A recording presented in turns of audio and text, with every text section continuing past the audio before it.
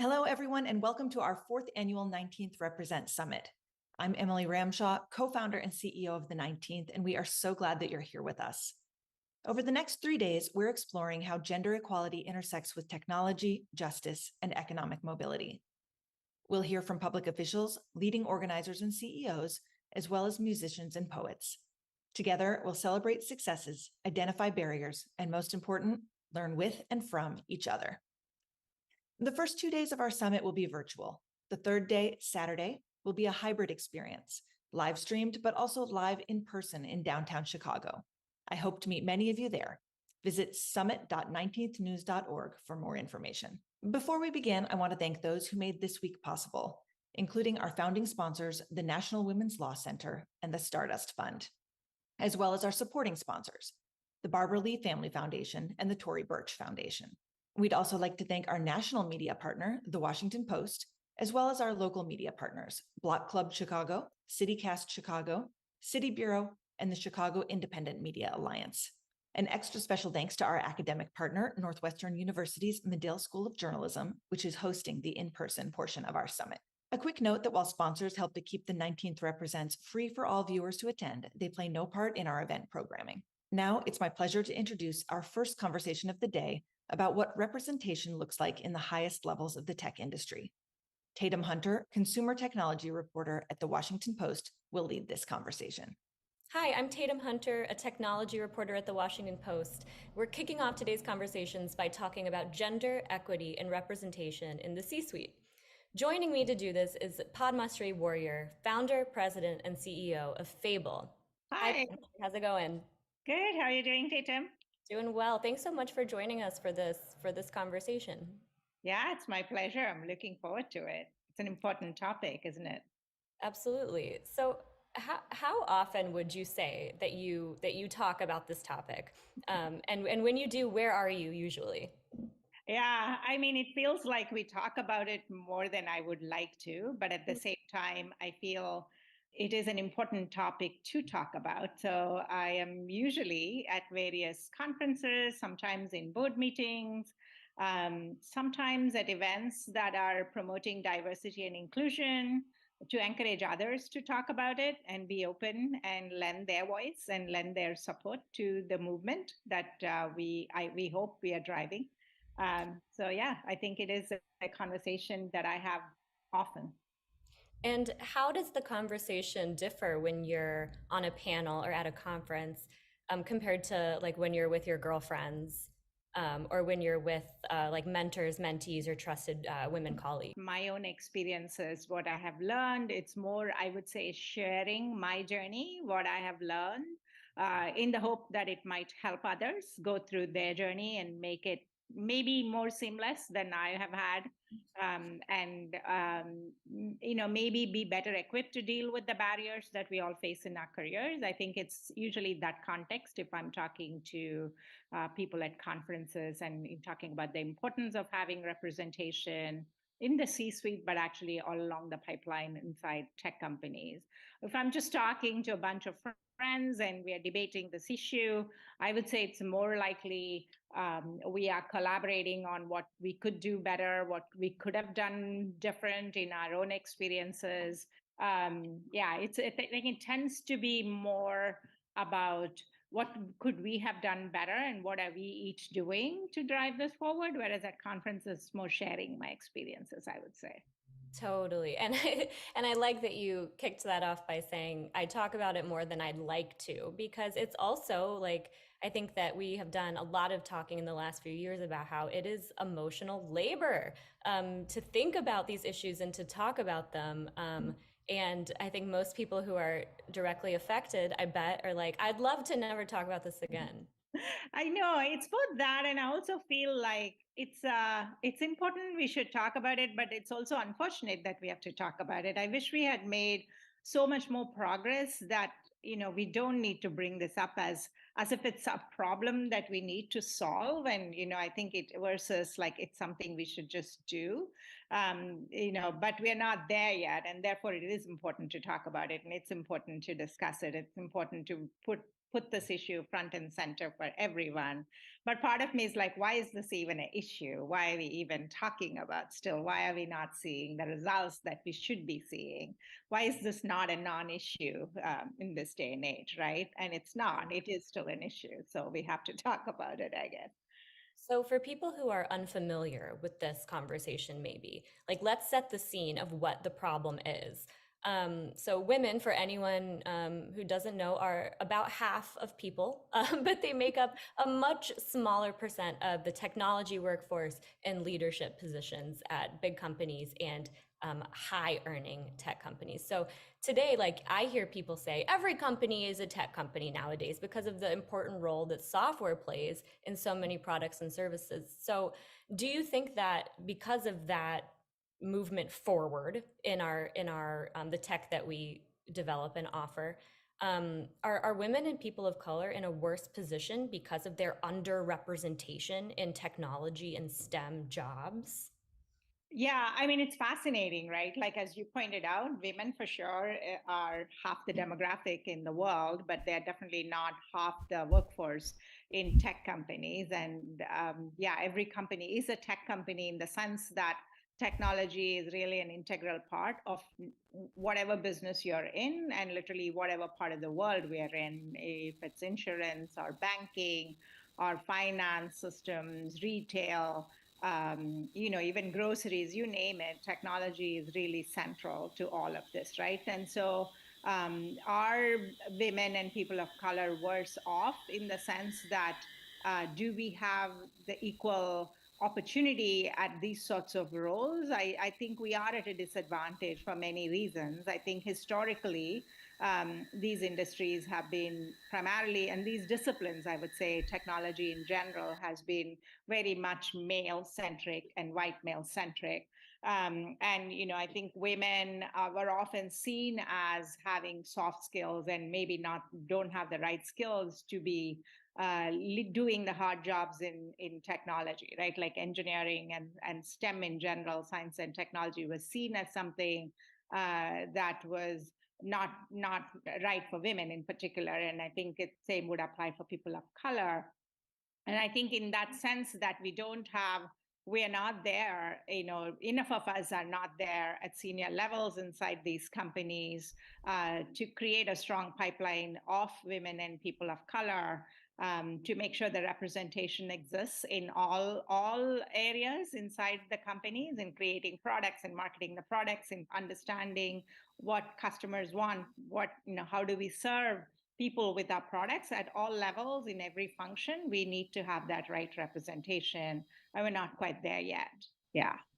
So you just mentioned this talent pipeline, which is a term that comes up a lot in conversations about representation in tech. And some people say that part of the lack of diversity and representation is that there's not enough people receiving the training and education in these STEM and computer science fields.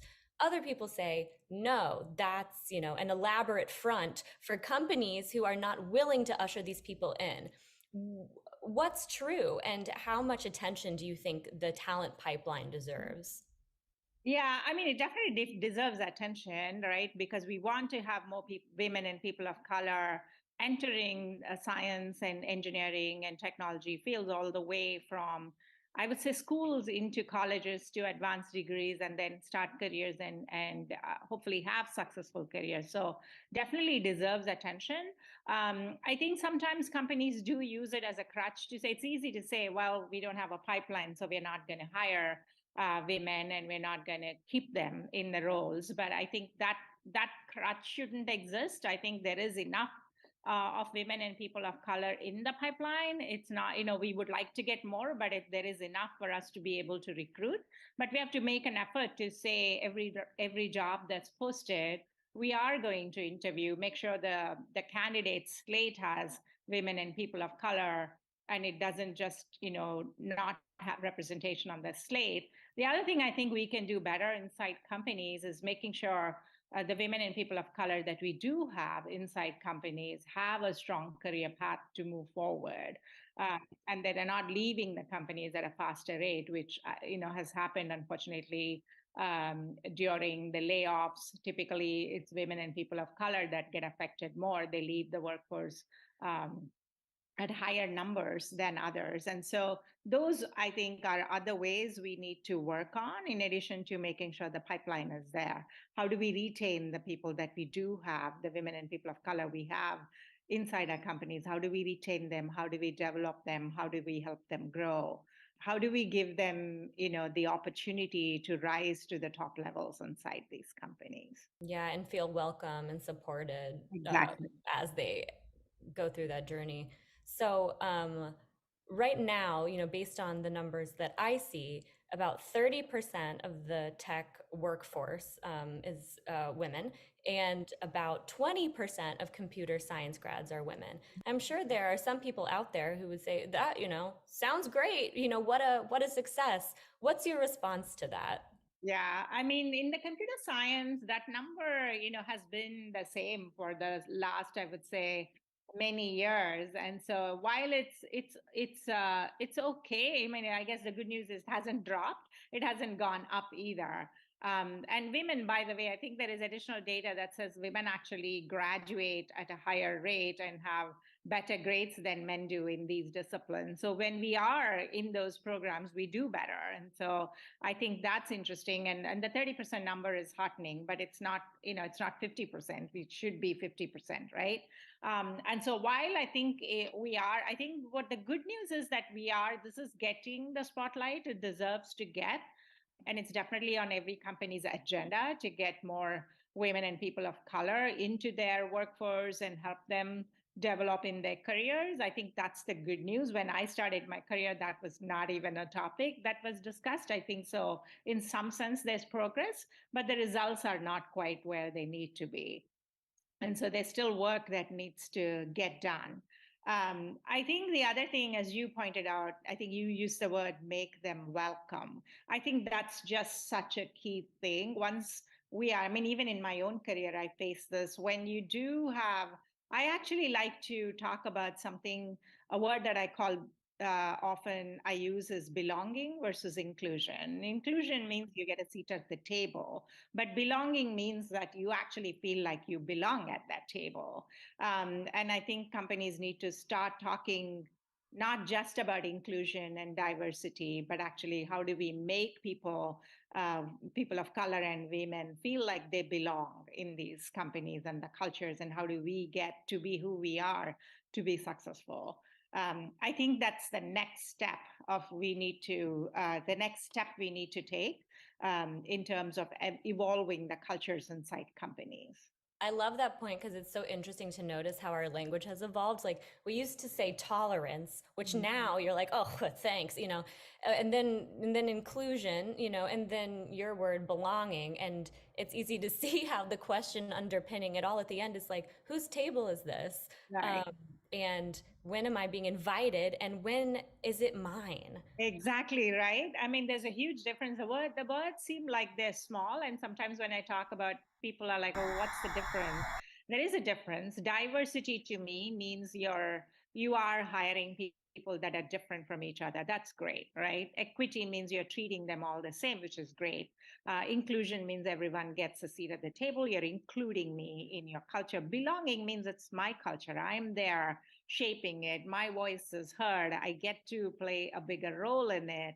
I think there is a big difference. And I think what we saw in the last few years with the Me Too movements, Black Lives Matter, it's all about people feeling like they don't belong. You may have invited me to be at the table. You may have asked me for my input, but I was not the one, shaping what the culture should be. It's still being shaped by somebody else. And I'm still sort of like, you're opening the door, but it's not something that I feel like I can be myself to be welcome at. And so I think it is taking that discussion to the next level. I feel that's really, really important these days. So you are a corporate leader. So this is a little bit outside of your maybe realm of expertise. I don't know, but you've talked about what hiring managers and companies can do, and what these training places, like universities and boot camps could do. Any advice for parents and educators? Because at one point you weren't a business leader, you were a little girl with all of this promise as a technologist. So I'd love to hear your thoughts. Yeah, I mean, absolutely. I'm a parent as well. And, I think I have a son, and I often say my son is more of a feminist than I am. I think, what we do at home, the messages we send at home influence us, right? I think it's our experiences shape. I grew up in India, and our experiences shape who we become as human beings, and who we are as human beings influence who we are as leaders. All these things are intertwined. I often say, when people ask me about balance, I often say, look, I have one life. I don't have a work life and a family life. I have one life. And in that life, I have my work and my family and my personal things that I care about. So my advice to parents, especially if you're a parent raising a child who is not white and who's not male, is like encourage them that their differences actually could be their power. I think in a world where technology is really advancing at a tremendous pace, we need that humanity, we need that human perspective, which is not homogenous, to shape the products that we build. Um, at my company, I'm now an entrepreneur. I've left the corporate world and I'm now a founder of a company. We often say we are a tech company with the soul of an artist. I think it's really important to bring even arts and that perspective about thinking about products from various perspectives, like you would look at a painting from different perspectives. Even that is important. So yeah, encourage your child to develop that broader perspective, encourage their interest, not just in one field, but in all fields, and bring their true self to whatever they do. I think authenticity is so important more and more in this world. I love that answer because it's not like, yes, buy your little girl, a coding robot, and that might be it. But Maybe. it's instill in this little person the idea that wherever they're interested in being, they belong and they have something of value to offer. Absolutely. Um, I love that. So you mentioned a minute ago how this recent round of tech layoffs that people may have seen in the headlines disproportionately impacted women and people of color. And I'm sure for a lot of people, especially people in tech who have had all these conversations over the last 3 years about how we can do better. I'm sure it can be very disheartening to hear statistics like that. How can we hold companies accountable to the DEI promises they make in public when behind the scenes it feels like things can fall apart so quickly? Yeah, I think part of it's probably part of the layoffs, but also people leaving the workforce. I think even before the layoffs, more women left the workforce voluntarily. Even I think during the lockdown, when we were all working from home, I think there is data that talks about a disproportionate amount of the workload of taking care of if you're a parent, you're taking care of your children, their schooling at home, your own work, you're on Zoom calls working and taking care of everything that needed to be taken care of at home. Or if you have senior parents, caring for them as well as work, a lot of that load and the stress fell more on women and more on families of color than it did others. And I think that itself caused more of a need, I think, for flexibility. And women, I think we, women especially, I can speak to this, feel like we cannot compromise, and we hold ourselves to much higher expectations. And I think we work harder in these situations, so we tended to burn out more. I think where companies could have done better is that understanding, and not necessarily doing special things for women, but just like saying, I think training their managers to be more empathetic and saying, even I understand what you're going through, right? Like oftentimes that's enough. It's not, I don't think women or people of color are asking companies to go out of their way to accommodate their needs, but it's that understanding and the empathy that I think, leading with empathy, leading with compassion, I think making sure we are using those sorts of skill sets to train first level managers, mid level managers, where a person going through all of this and then having to do with the pressure of the job is just too much, and women say, okay, I quit, right? I think that happened a lot right after the pandemic, and we lost more women and people of color voluntarily, and then the layoffs came on top of that. So I think it's like one thing after another that added up, in my opinion. And I think your point gets at that there's not a single solution. And it's not, and companies aren't the only people who can help or harm. Um, it's the rest of society too helps Right. support people as they move into leadership roles. So I think as women in particular, you mentioned perhaps this tendency a lot of women have to hold themselves to this really high standard. I think another thing that I hear people talk about a lot is imposter syndrome, is feeling like I'm here, but only because no one's noticed yet, or something like that. And for me, a big moment that I had as somebody in the tech industry, a big moment I had with imposter syndrome was when I realized that it's not embarrassing to be stupid or to not know something, and that I don't have to let people fast talk me. I can just be like, nope, didn't get that, try again. And that was a huge moment for me. I'm curious if you've had anything similar where you're like, oh, like I'm allowed to be here, and here's why.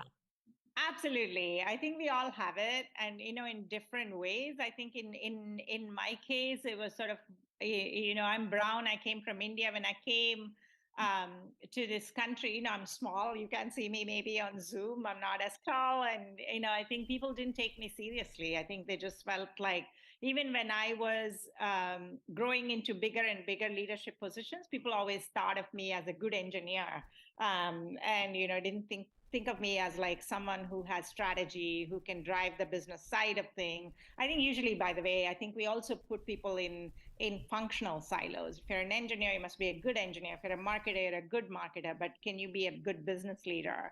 And I think it's like you fight these battles on. I had to fight these battles on many fronts. I'm a woman. I'm a brown person, and I'm an engineer. And by the way, I can be a business leader too. And so I think each of these things you feel like you have to knock down, and you always feel, and maybe a lot of women go through this, you always feel like I have to be perfect at everything. I don't get any breaks, or I won't get the chance to move up. And I think you put that pressure on yourself, and you keep, like, the bar keeps rising, and you keep thinking, I'm not good enough. I have to work harder to meet that bar. Yeah, that happens to all of us, right? I think at some point you realize, and I realized in my career, like, okay, forget this. I'm actually better than everybody else in this sense. And I don't need to feel like I have to prove myself at every step of the way. And you get that self-confidence in who you are. And you realize, like, this is my superpower. I'm going to use this superpower to make sure that people recognize this is my strength. That's the advice I give people, even my own team now, when I coach them. I try to identify for them what I see as their superpower.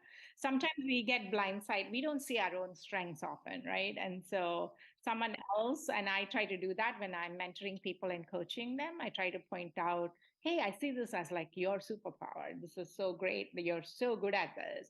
You should always make sure you're holding on to that superpower. You use it, right? Because we all have to learn new things as we grow in careers, but we're also really good at certain things.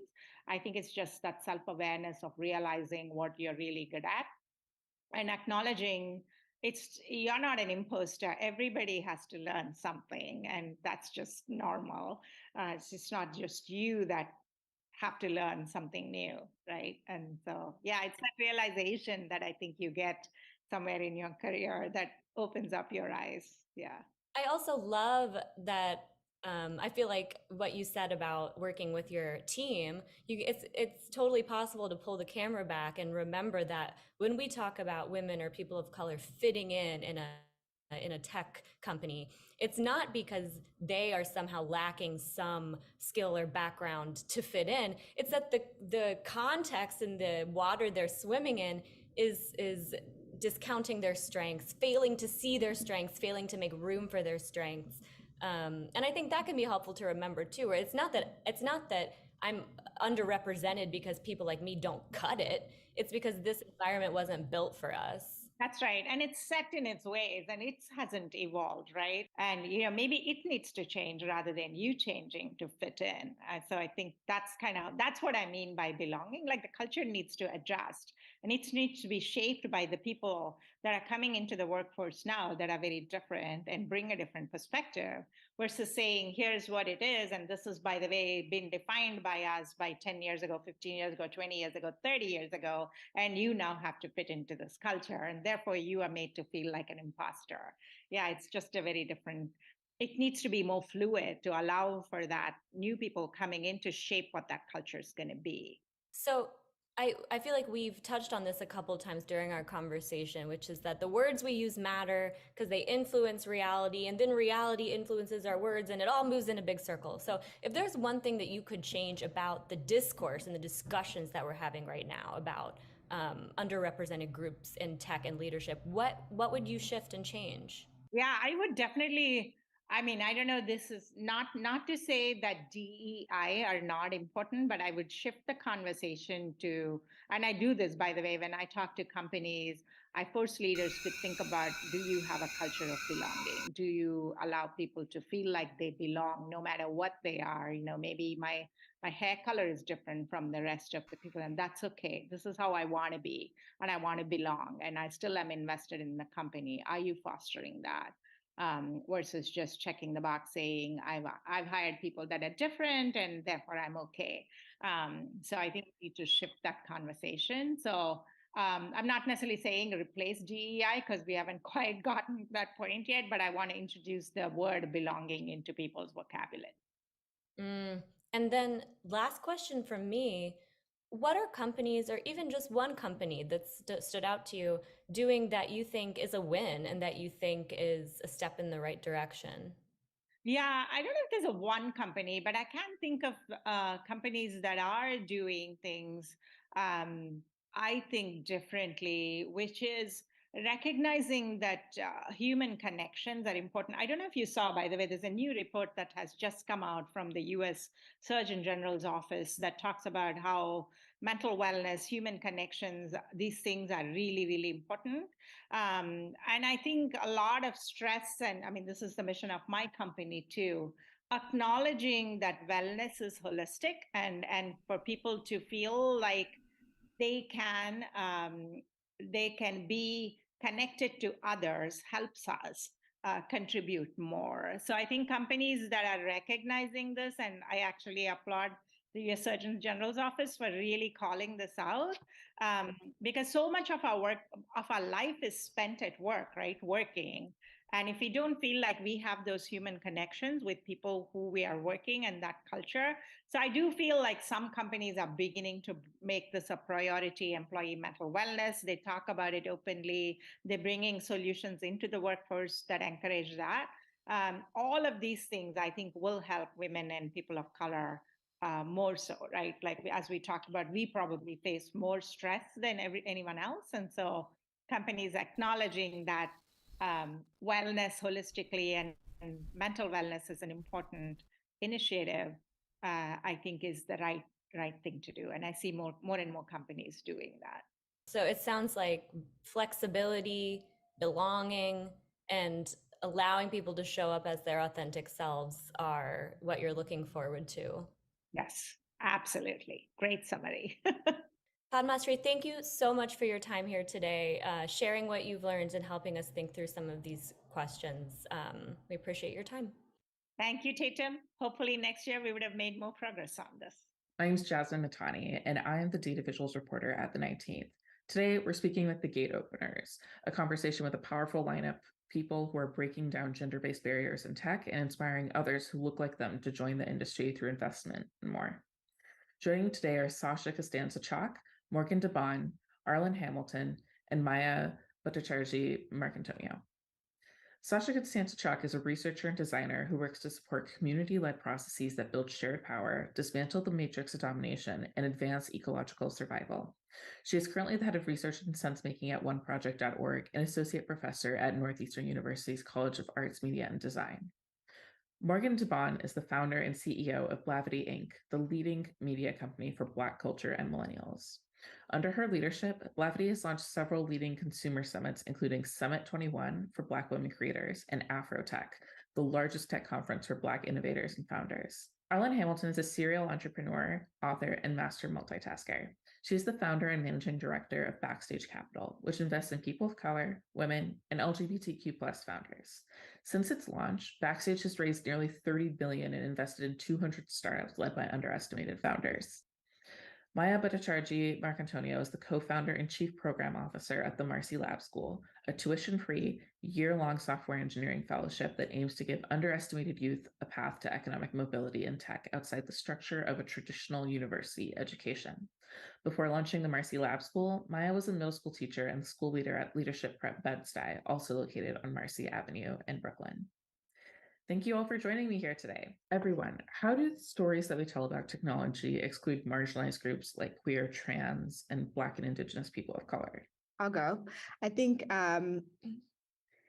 mainstream media is owned primarily by a small group of white men and families.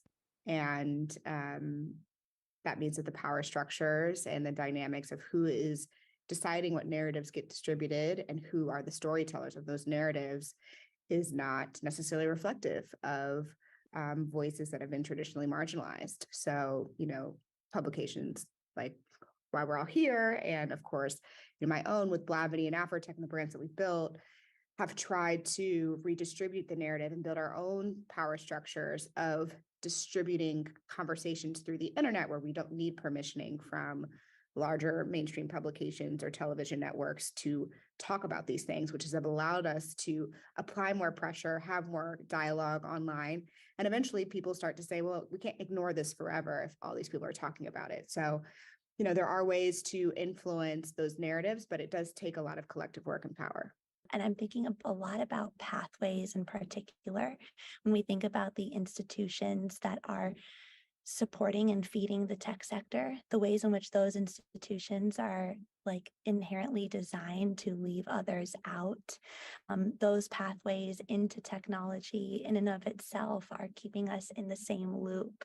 And so I'm just really grateful to be in a position of thinking about, like Morgan said, how we're redistributing our inherent beliefs about the people who are worthy of being in those spaces and how we are supporting people and thinking differently about what it means to be in positions of power and those who are worthy of being in positions of power. And in this case, technological or algorithmic power, when building apps or creating solutions for the world, making sure that they're representative of the world that we actually live in. Sasha, in your book, Design Justice, you write about how many narratives of tech history focus on solitary white genius men, even if that's not the whole truth. What other myths about technology and innovation have perpetuated throughout our society? So basically, all of these counter histories get erased by corporate narratives. So there's the founder myth. There's also the mythology that technology is neutral. It's a very convenient, myth if you're making lots of money from a technology firm. And the other myth that I think is a really important one is the idea that when technology exhibits bias, we just need to make it more inclusive. And a good example of that would be facial recognition technology. So, in a previous role where I was the head of research at the Algorithmic Justice League, which was founded by Dr. Joy Buolamwini. Dr. Buolamwini, together with Timnit Gebru, have this paper called Gender Shades, where they technically demonstrated skin tone disparity in the accuracy of facial recognition technology. So there's a combined skin tone and gender disparity in the accuracy of these systems. Black women, their faces are least likely to be recognized by facial recognition systems, basically. And after they demonstrated this, there was a lot of people saying, oh, well, we just need more data. We just need to make the systems a little bit better. They need to be more inclusive. But the problem is that the ways the technology is then deployed continues to harm people at disparate rates. So if facial recognition technology is being, used on remote proctoring systems like eProctor, and students at home who have darker skin aren't recognized by the system as being looking at the screen the way they're supposed to be, and they're being falsely flagged as cheating on tests that are remote. the way the systems are deployed is often harmful. They're deployed by police forces, they're deployed by immigration forces. So just having more inclusive data sets to make biased technology slightly less biased doesn't necessarily solve the problem of the harms that are being perpetrated. One question I have is, how have traditional systems failed women and LGBTQ plus people? But do we have enough time for all of that? I don't know if we have enough time. Just by erasure and underestimating, as we say at Backstage. There's so many ways, let me count them, but in general, it's that underestimation, it's that overlooking. I think of things as small as like traveling for work and going to these hotels and everything being built for men, essentially, because they're the ones who are traveling for business, but that's not the case. So it just kind of reminds me it's reflected in the same way. And that's why we built Backstage to try to counter that. All of you work with a wide variety of underestimated populations. What are some of the specific supports you give to marginalized genders in your work? I'll start by saying never enough, but we're so proud of the work that we are doing right now, specifically in identity development within the fabrics of our program, the Marcy Lab School. We are positioning ourselves alongside higher education and rethinking higher education as a real pathway for underestimated young people of color to step in positions of power and wealth. And we spend a lot of time inherently designing a program that is built for gender parity. We've built like cohorts of students that are 100% young people of color, 50% who identify as non-male, and we've built a ton of thoughtful programming into our curriculum, including conversations about gender and sexuality and what it looks like to stay whole as we step into positions of power and wealth.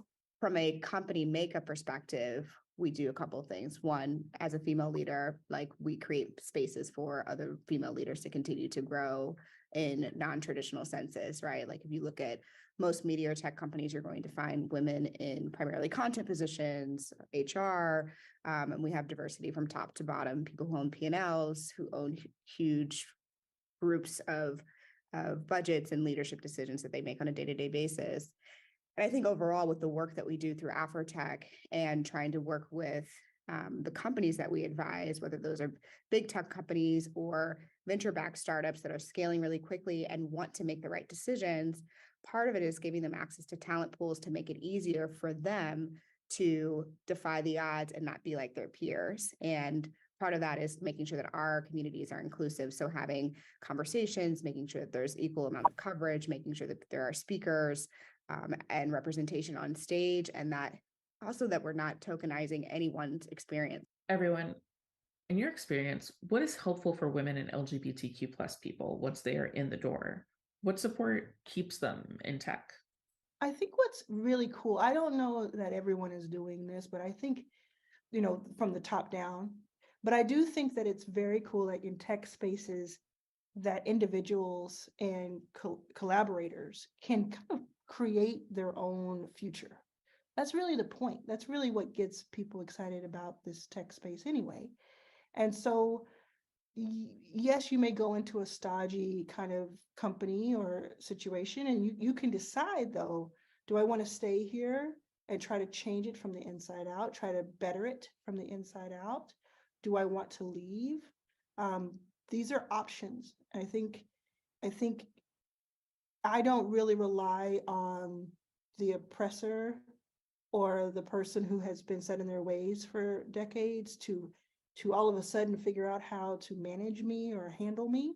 I instead figure out what can I create within this space, and how can I break the ceiling, break the, get out in the atmosphere here and change the space. So, I mean, I'm sure there's a list of things that companies can do, but I really think it's the individual's role to make the space hospitable for themselves. Yeah, I mean, there's so much that's exciting that's happening. I would say, one thing that's going on is there are a lot of important initiatives that are around inclusion, in terms of who gets to be at the table, who gets, training and legitimacy and access to networks and access to capital, who gets recognized as creators of technology. And so there are a lot of great, efforts like, Black in AI, or Lesbians Who Tech. So there are a lot of efforts that I think are those more traditional inclusion or DEI efforts. And I don't think those are bad. I think those are important. Those are part of what needs to happen. So yes, we need to find a way to, create a system where, more people who traditionally haven't been at the table when it comes time to create new products or ideate or, figure out how we're going to design technologies that can improve all of our lives. Like, yes, that should become a much more inclusive space. So some of those projects are really important and are really good. um, the challenge is that, just kind of inclusion isn't always the answer, and it's not always enough. So, for example, if Google is taking contracts to build a virtual border wall that's going to harm, migrants as they're trying to make their way, across the border, and Google does have a contract like this, um, then if it's just a sort of, multiracial, multi-gendered group of people who are building this harmful carceral anti-immigrant technology, then that's not an improvement. That's not a good thing, right? So when it comes to that, I think there are a lot of efforts that have made a lot of difference where employees inside these big tech companies have been organizing and saying there are certain things we don't want to build. And also there's certain policies that we don't want to support at our companies. So for example, as Me Too was gaining a lot of steam and visibility, there were a lot of employees at Google who organized to say, hey, there's a kind of a culture of impunity around sexual harassment inside Google.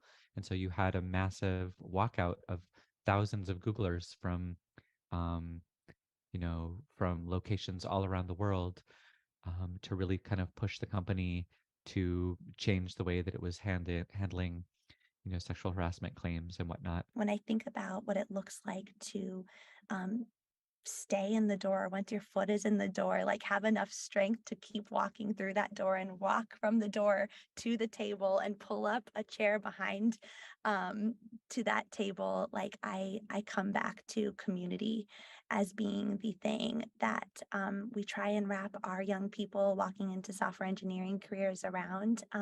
This idea that they can come back to each other and they can come back to us, they can come back to this extended community of of women and marginalized people to support them.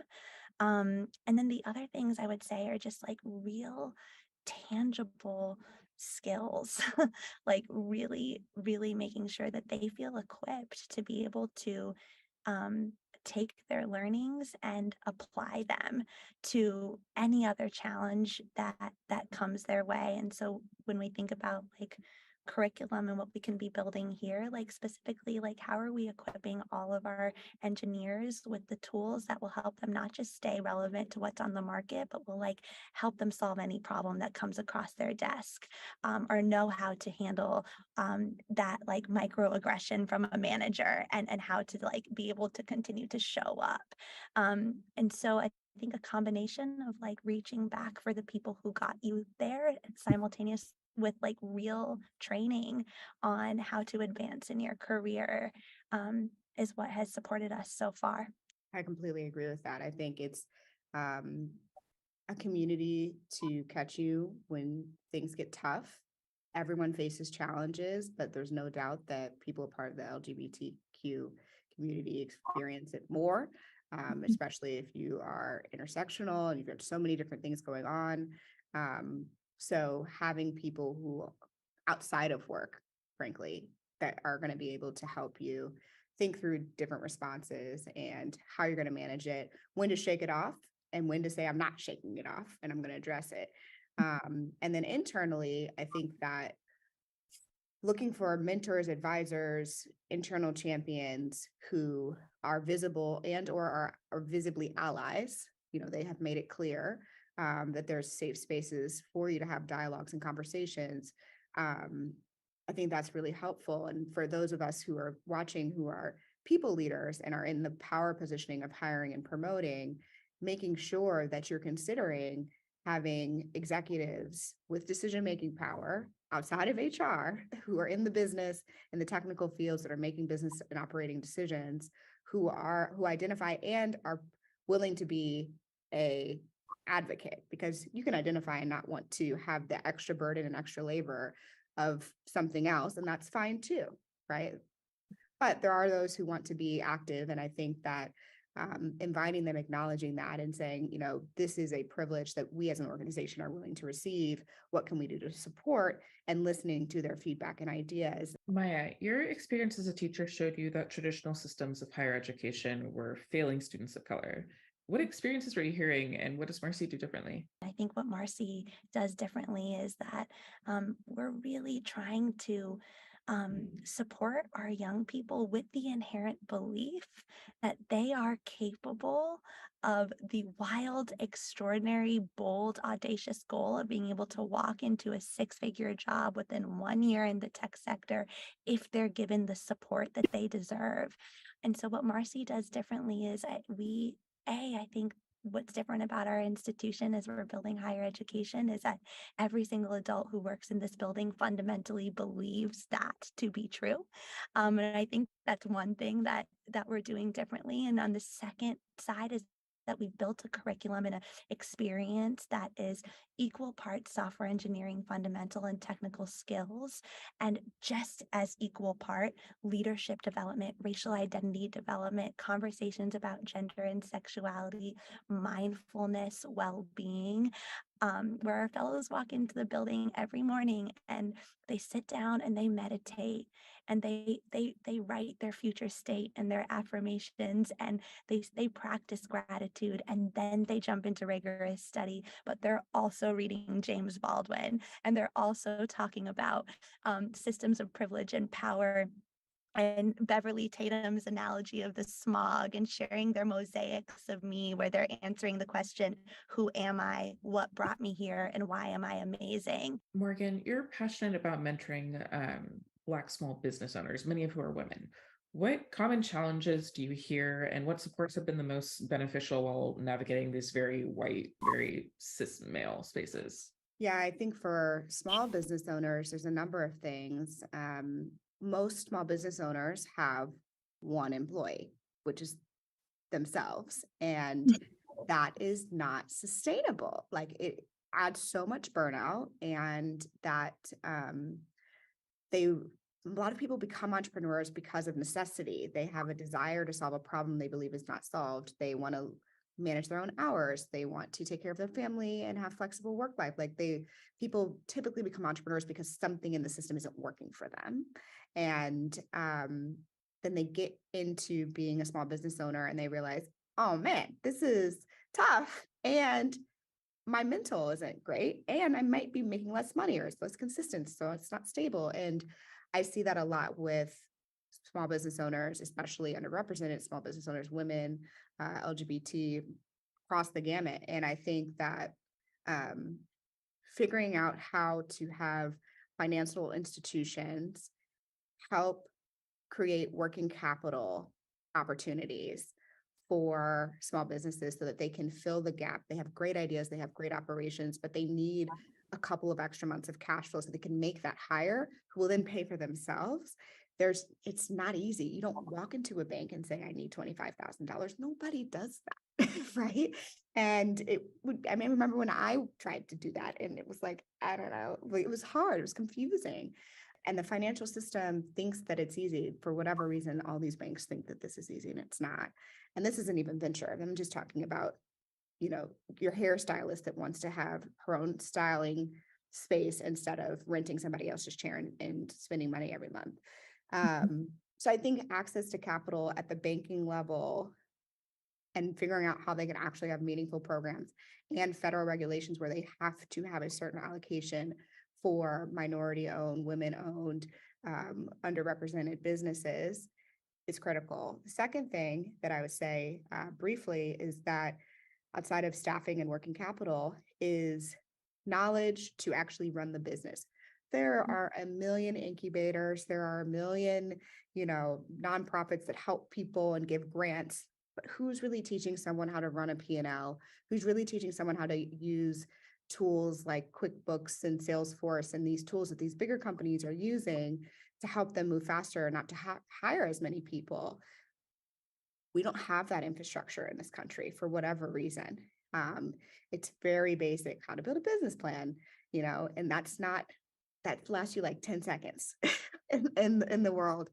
So I'm really committed to helping more corporations build out their own social impact arm to help people adopt their products and make it easier for people to adopt their products at the earlier stage so that they can start to graduate into other products. That's the business case, but also because it gives people access at a cheaper price point. In general, how do you occupy spaces that are not built for you? I turn them into spaces that were built for me. So I rarely these days, and it didn't happen overnight. This took me a long time to figure out, but I rarely look at a space and say that it wasn't built for me. We all deserve to be in any room we want to be in. I was recently asked, how do I navigate, for instance, a white space? I don't navigate white space. I don't navigate a male space. I navigate my own space. I create my space, and everyone else can observe and participate if they like. But I'm there for the people who are there for me.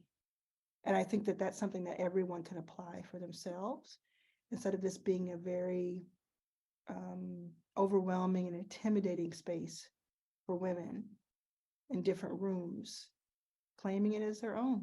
It's mine now.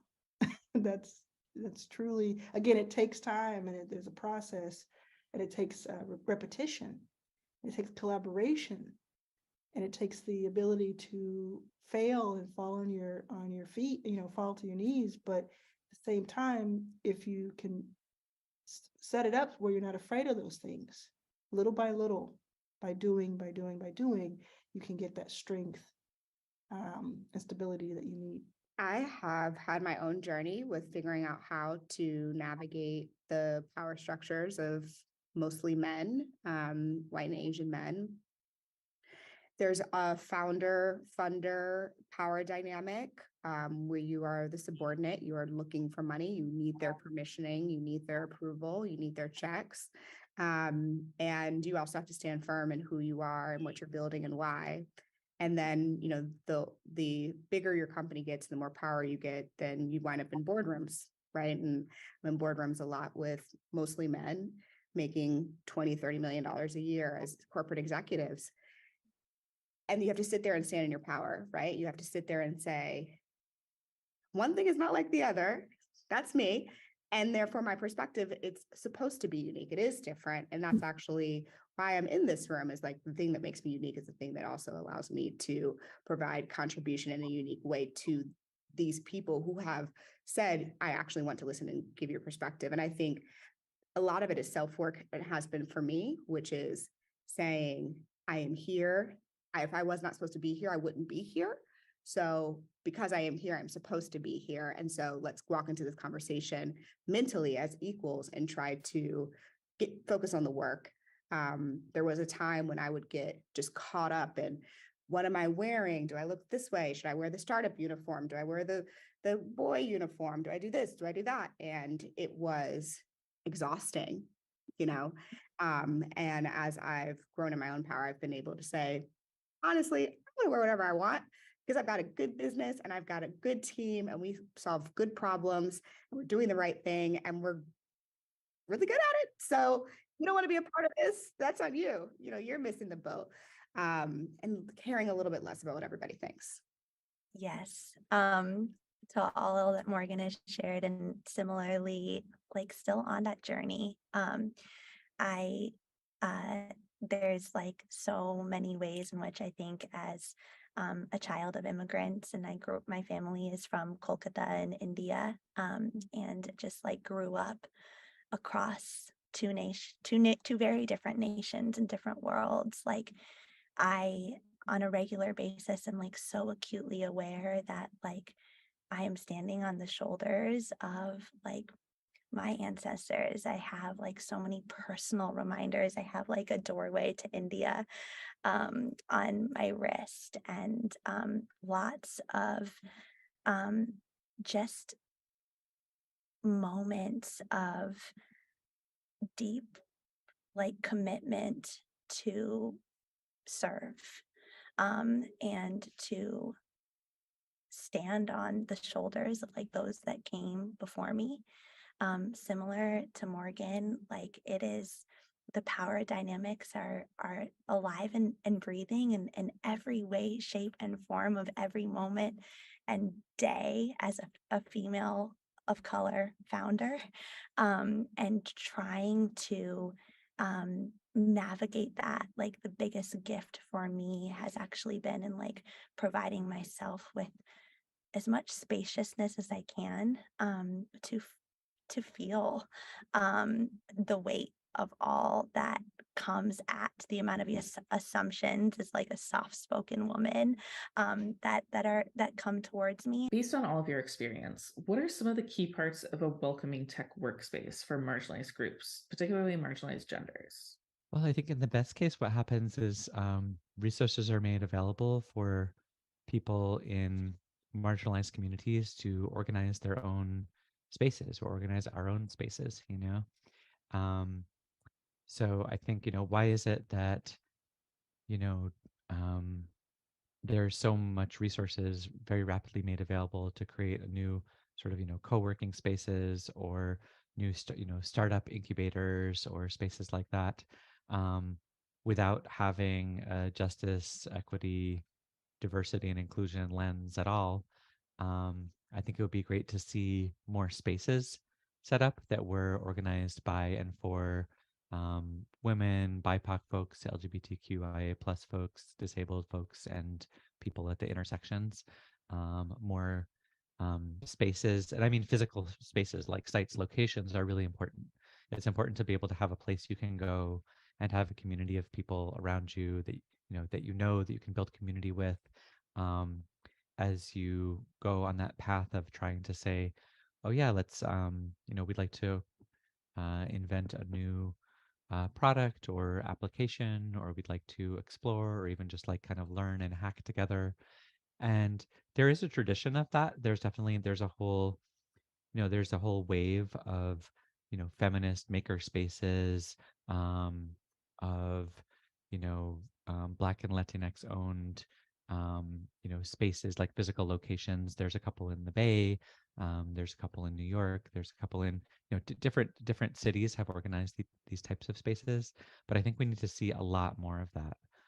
We need to see a lot more resources put into saying, hey, um, instead of always privileging the same group of people when we think about what it's going to take to get folks together, to invent new technologies and products and services, what would happen if we rerouted some of that capital to communities that may have a ton of really great solutions and ideas and capacities, but just aren't getting the resources, to kind of to realize them as much. Well, we're constantly telling people that they should show up as themselves to work. That's like the newest, the last few years. And we mean that and it's earnest. But some people are afraid to show up as themselves because they don't have that welcoming environment. So I think giving the mic to the employee, I think not assuming the employer knows exactly what the underrepresented person or groups need within their company.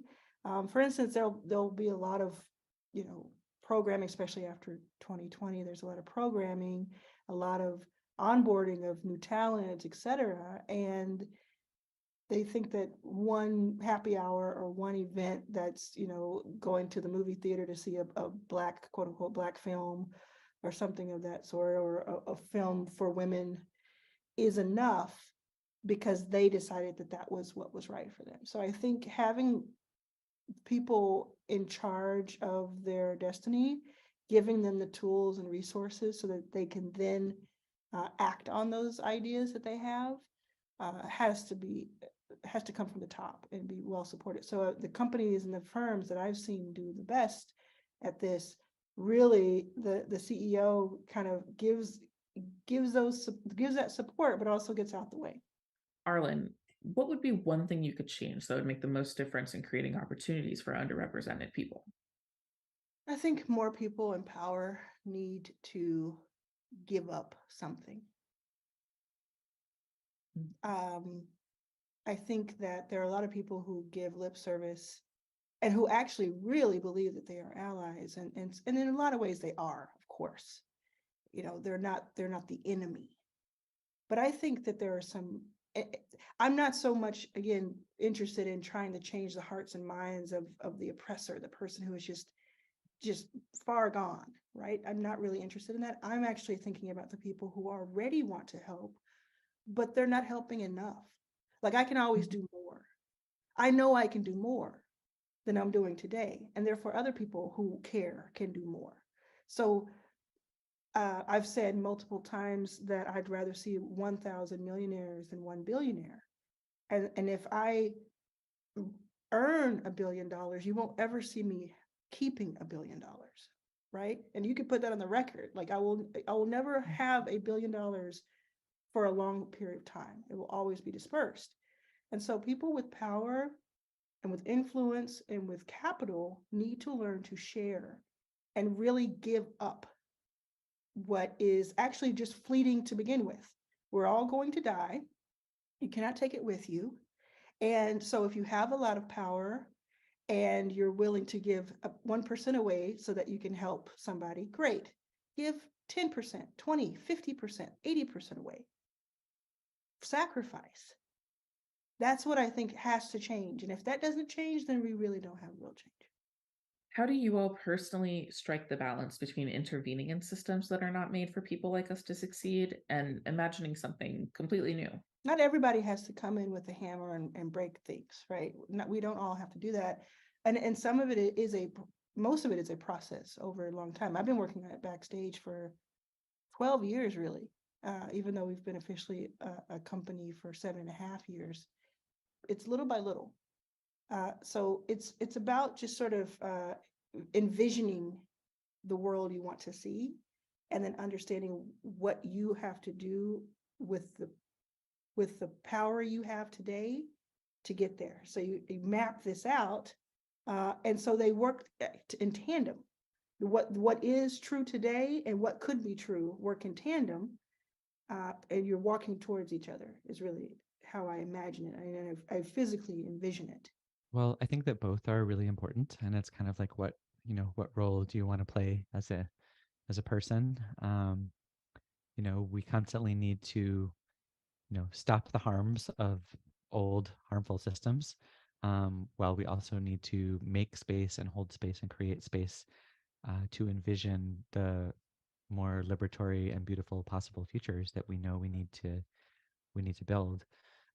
One of my favorite projects right now is very much in the kind of speculative futuring space. I co-created together with Joana Varon, who's the director of Coding Rights, which is a Brazilian hacker feminist organization, and Clarote, who's an illustrator from Berlin.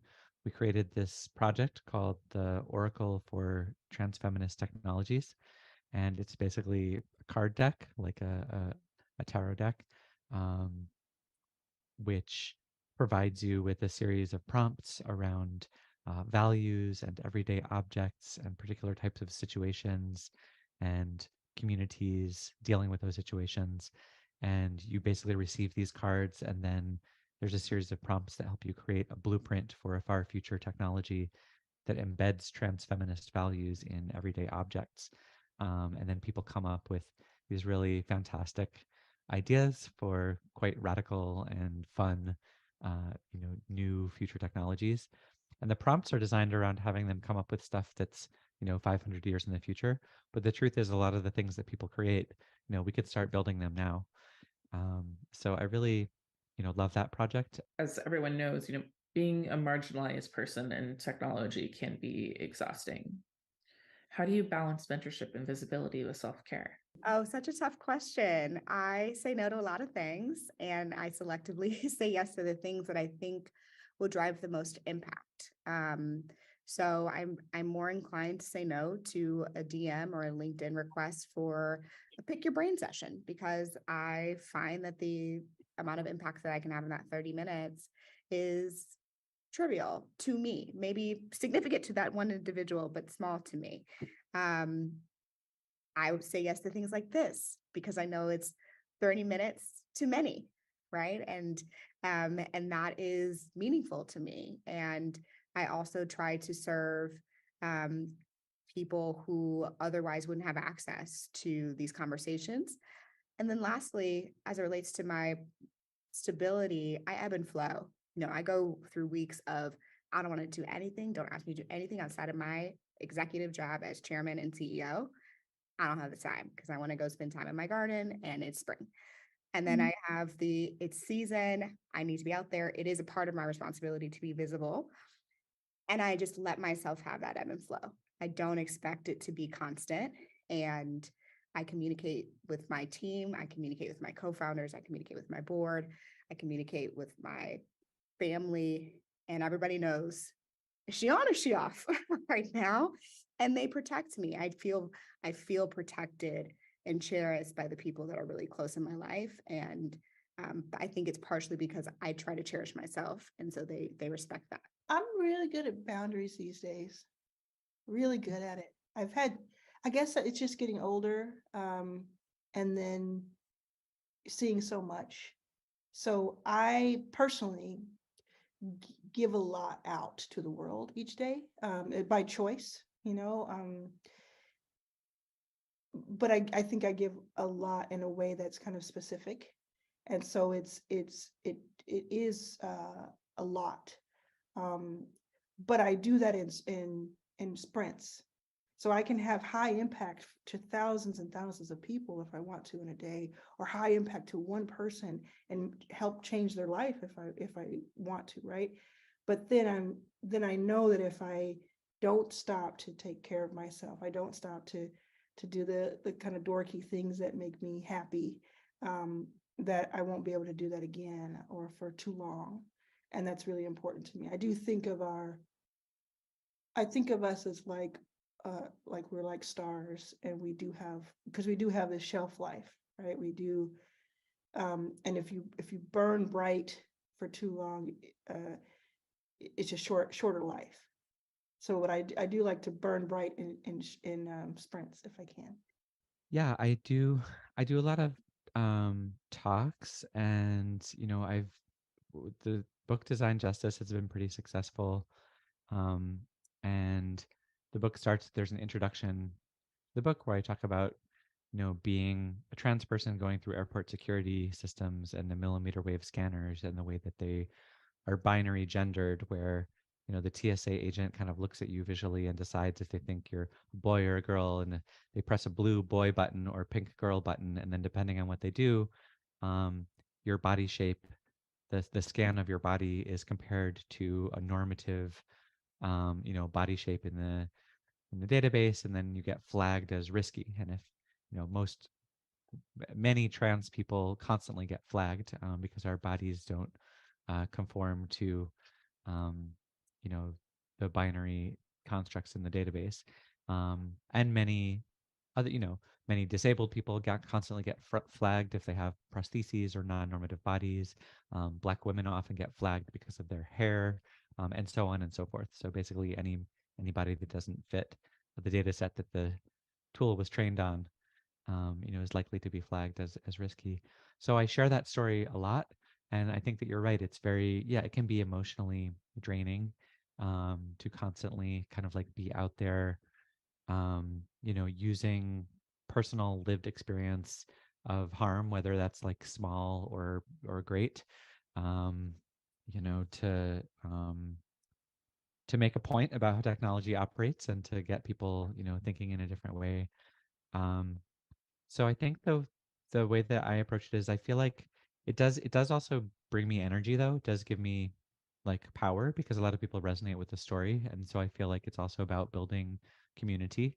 Um So I think one thing that is really important is just constantly building community and connecting with other folks who are marginalized in hegemonic tech spaces and saying, yeah, like I see you, like this is what's happening to me, this is what's happening to you. Let's figure out how we can organize together to shift this.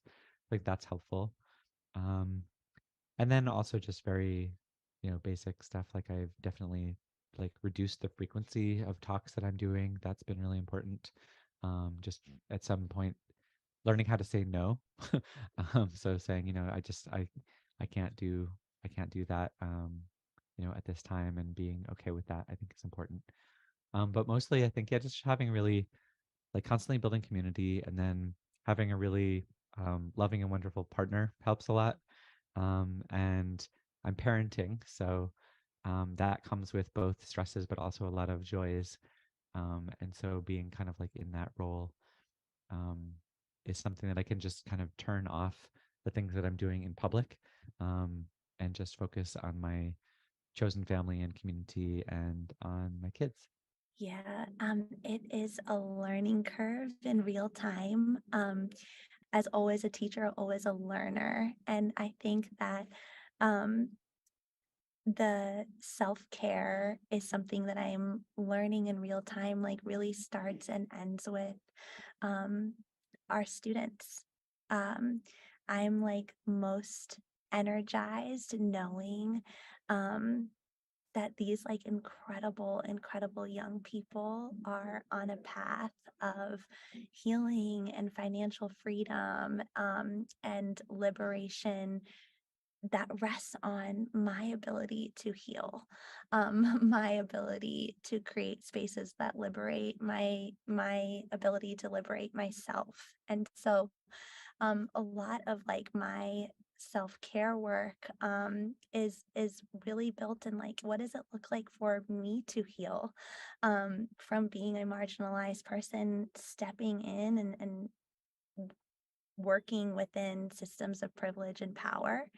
um Similar to Morgan, like for me it starts with like stillness. I'm still learning. I think Morgan is more ahead of me of like what it looks like to say no to some things in service of myself or in service of like a long-term vision. Right now I'm like really grounded by my own community of women of color outside of work, who just know me as Maya, not Maya, the co founder, not Maya, the chief program officer, like simply just Maya. I spend a lot of time like writing, breathing, processing, and building strength to continue to create a system that is unlike one that exists out there. And then, yeah, just like a lot of failure in the self-care space, honestly. I'm learning right now at the young age of 33, like just how much my ability to do this work sits on my ability to create space for myself to just like breathe and exist and live.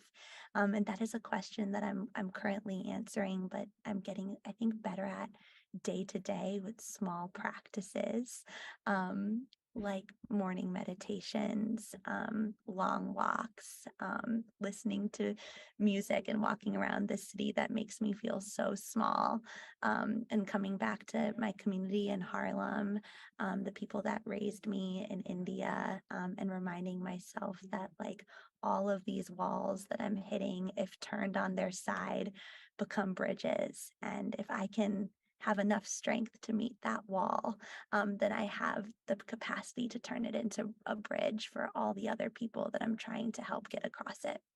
Finally, what are you most hopeful about for the future? I think that what keeps me optimistic and hopeful is definitely just kind of watching new generations take up and push forward the level of analysis and critique, but also vision and desire to build something different. I really, that's maybe that's a cliche, but I think that the next generations are doing pretty amazing stuff, and excited to see what's going to happen and where they're going to take it. I'm kind of a realist, so I'm not really hopeful that things are going to just turn around. Everybody's going to figure it out all of a sudden. But I do really enjoy the thought of the individual. The individual can do so much. I may never know their name. I won't know most of their names. They may never know mine. But each day we can add to the positive. We can add to forward momentum. And we can just grab a bit of joy for ourselves each day. And so that keeps me going. It's really, really tough with everything that goes on a daily basis, that we with technology see more and more of in real time. I think that's something that none of our ancestors ever had to experience, although we of course have not experienced a lot of the terrible things that our ancestors, all of us, have experienced. But I just like kind of look for the good in people that I know exists, and that individual determination for their own brighter day collectively. I look forward to that. I mean, I think the kids are all right. Like, recently did do a one-on-one call with a young woman who's going to Rutgers in the fall.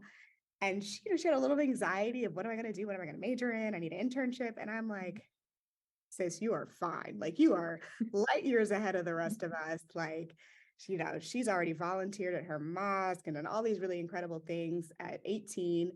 And I am just so grateful and energized that this next generation has picked up the baton aggressively, and they are not slowing down, and they're defying so many social constructs.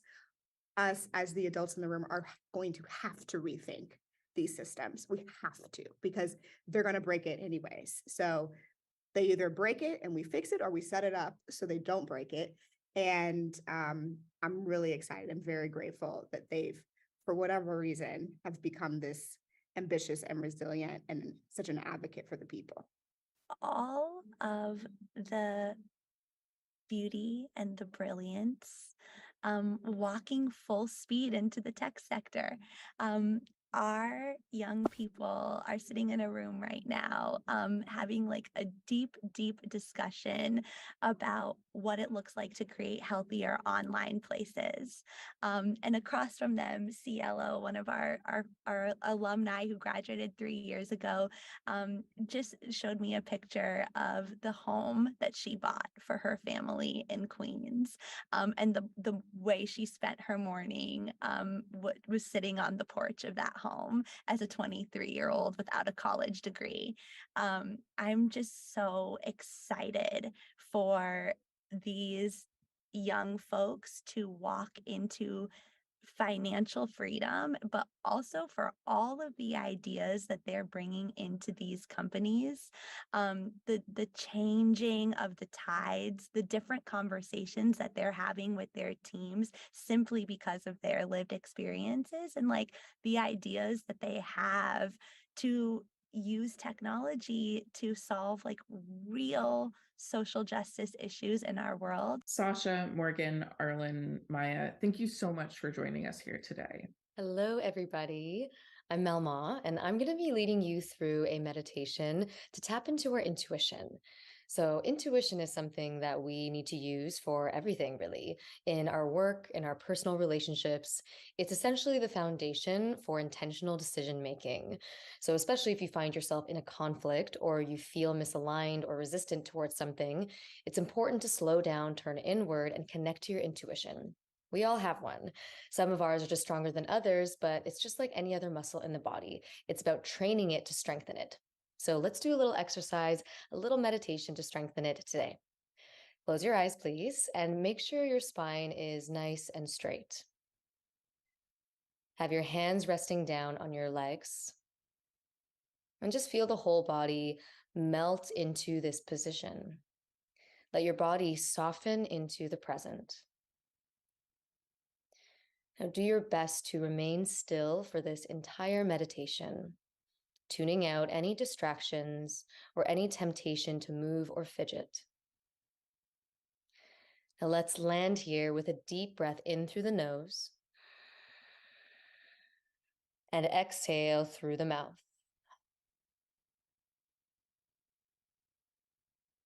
Now we'll shape the breath to create a little more focus and presence in the mind.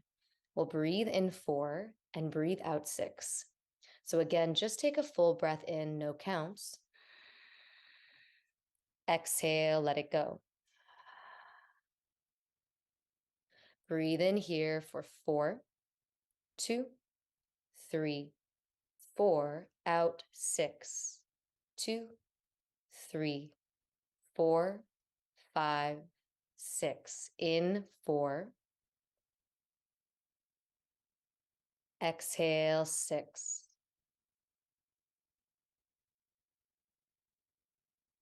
Two more. In 4. Exhale 6. Observe how the mind slows down with the breath. One more round on your own. In 4, out 6. This breath work helps us create a bit more concentration as we focus on one single thing, the breath.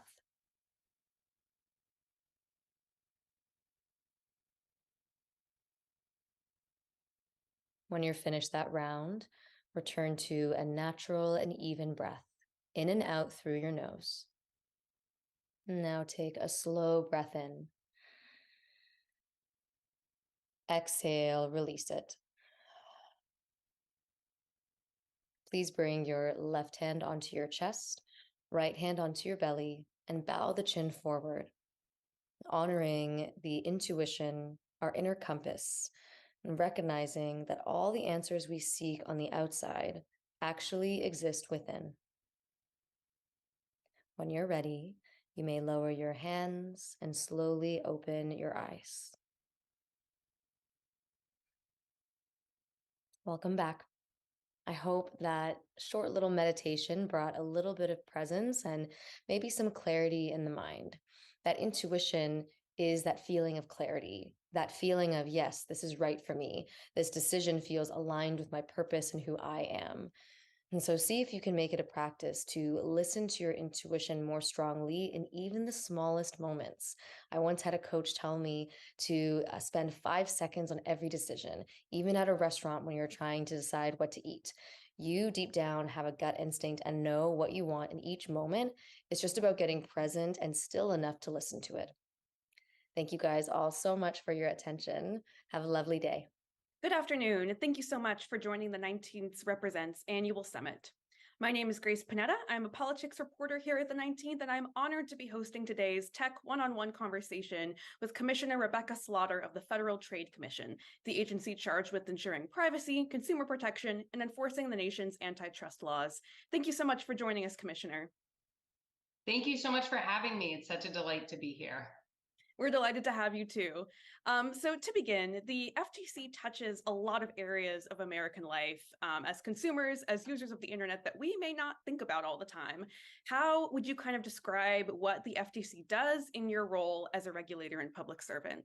Sure. So the FTC has an incredibly important mission that affects almost every American's day-to-day life, really every American's day-to-day life, and very few people always know about it on a day-to-day basis. But we have two main missions, protecting consumers and promoting competition. That means we enforce the nation's antitrust laws, and we also enforce the FTC Act's prohibition on unfair and deceptive acts and practices and unfair methods of competition. Mostly, this means we work hard every day to try to keep people safe from unfair business practices that inhibit their privacy, their economic mobility, and their ability to participate fully in society. Yeah, super interesting. Thank you for that primer. And I want to start with digital privacy, which is a big topic we're discussing today and a big topic of discussion nationally, and especially as it relates to health data and for women. Women make up the majority of health decisions for their families and are most often in this space. I know the FTC has recently entered into settlements with health startups GoodRx and BetterHelp. I wonder if you could speak a little bit to what you're seeing and doing in the health privacy space as it relates to data on the internet. Sure, this is an incredibly important issue for all Americans, but as you know, especially for women and especially after the overturning of Roe v. Wade, where reproductive health care is an extremely sensitive topic and really at risk in a lot of areas in the United States. So health data has long been understood to be among the most sensitive types of data about people. It's not just reproductive health care. It's, are you getting mental health treatment? Are you getting substance abuse counseling? Are you going to a cancer treatment center? These are things that are deeply personal, deeply private, and incredibly important to people. So exactly as you reflect, we've been working really hard in this area to make sure that people's sensitive health data is treated with the sensitivity and protections that the law requires. So a couple of things that we have done in this space. We sued Kachava, a data broker, alleging that they made it possible to track the precise geolocation of people based on their mobile devices. And these locations could include places of worship or addiction treatment facilities or healthcare facilities, including reproductive healthcare facilities. That, for the record, was a bipartisan complaint because across the board, people have, and regulators, members of Congress have concerns about the sensitivity of people's personal location data. So that's one thing. We're looking at data tracking. Another thing you mentioned, we've sued a couple companies effectively for collecting sensitive health data, telling people that they were going to keep it private and then selling it for advertising purposes. This is something that we are concerned about across the board, the collection of data for one purpose and the use of it for another purpose, but it's particularly sensitive when it comes to health data. Yeah, that's really interesting. And, you touched on reproductive rights specifically. I wanted to drill down on that because I remember in the chaotic days and weeks after the Supreme Court overturned Roe v. Wade, there being a lot of concern and a lot of articles about, should you use a cycle tracking app? Should you be searching for things on Google?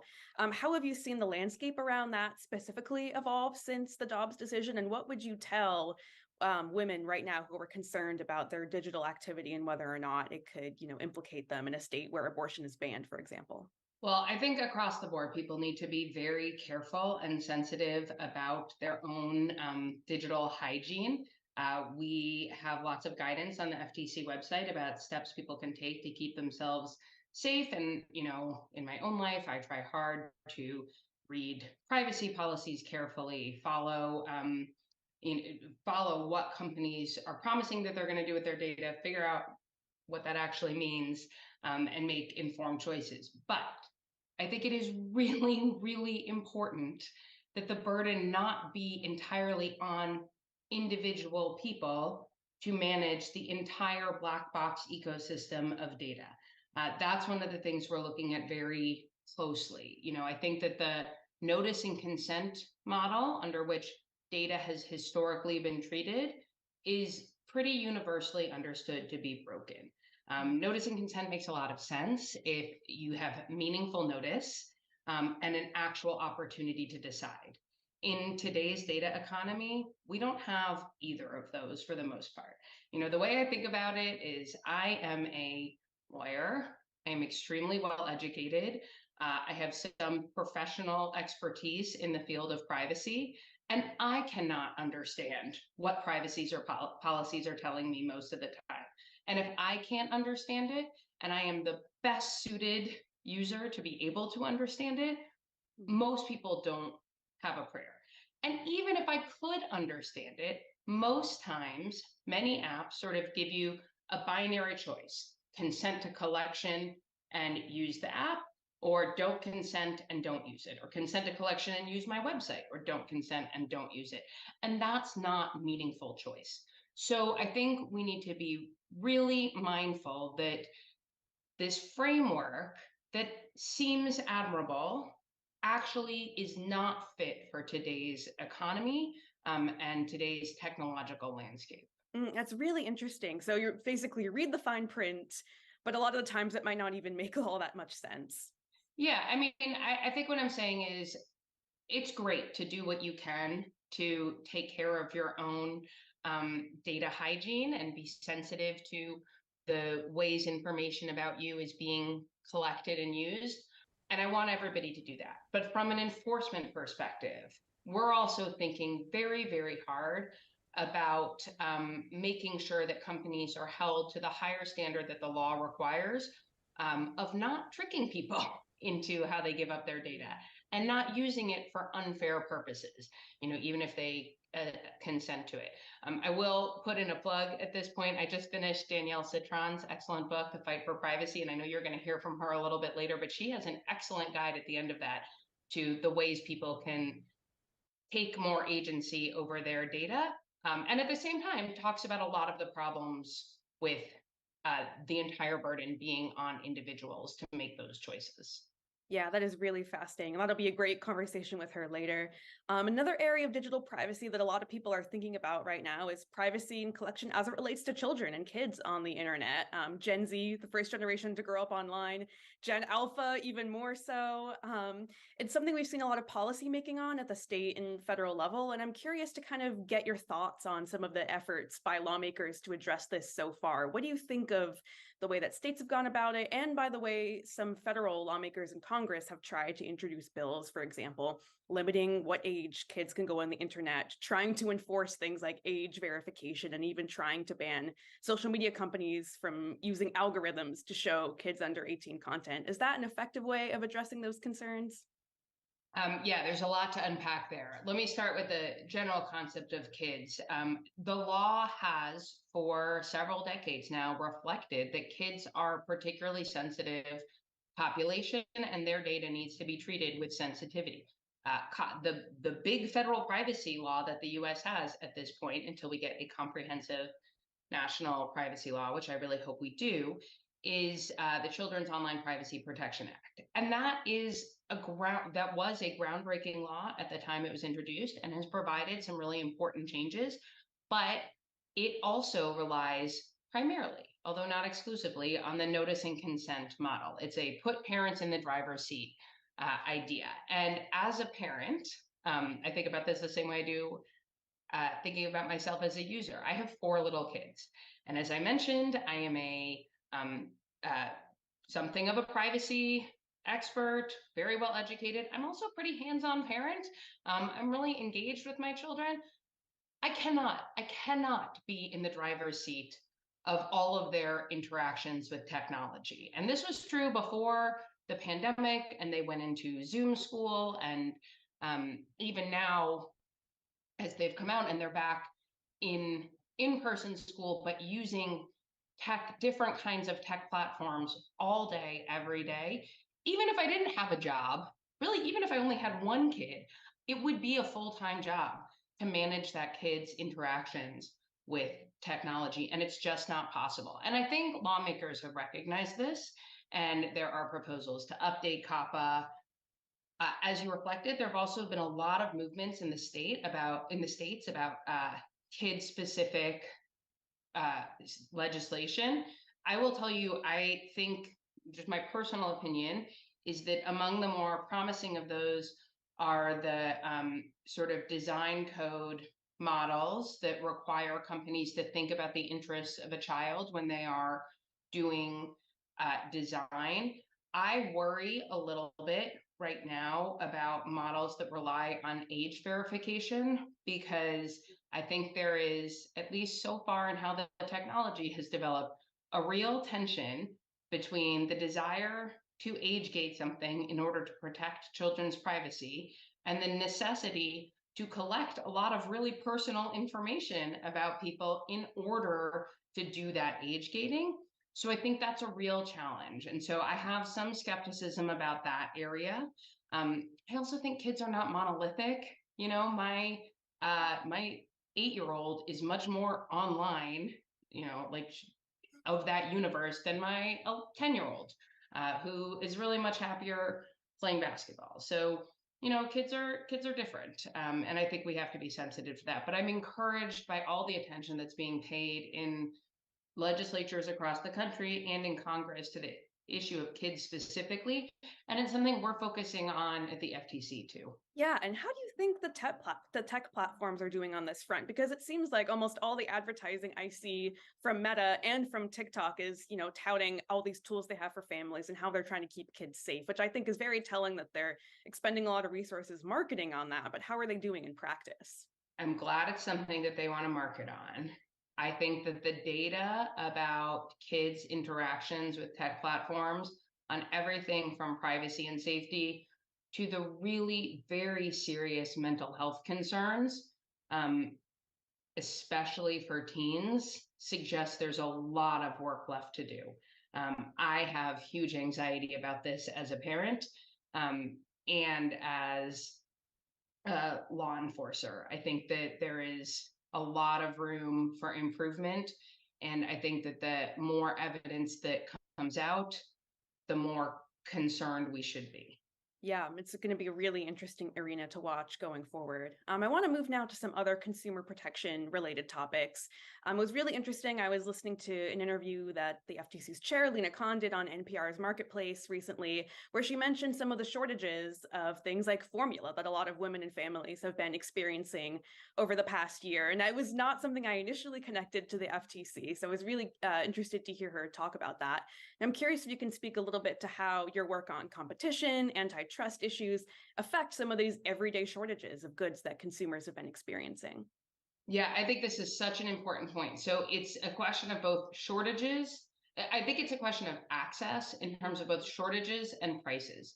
One of the things that is true across the board is that when markets are more concentrated, the market players can raise prices, which can inhibit access, especially for lower income people. And when it's a necessary good like formula or groceries, or healthcare, that's critically important.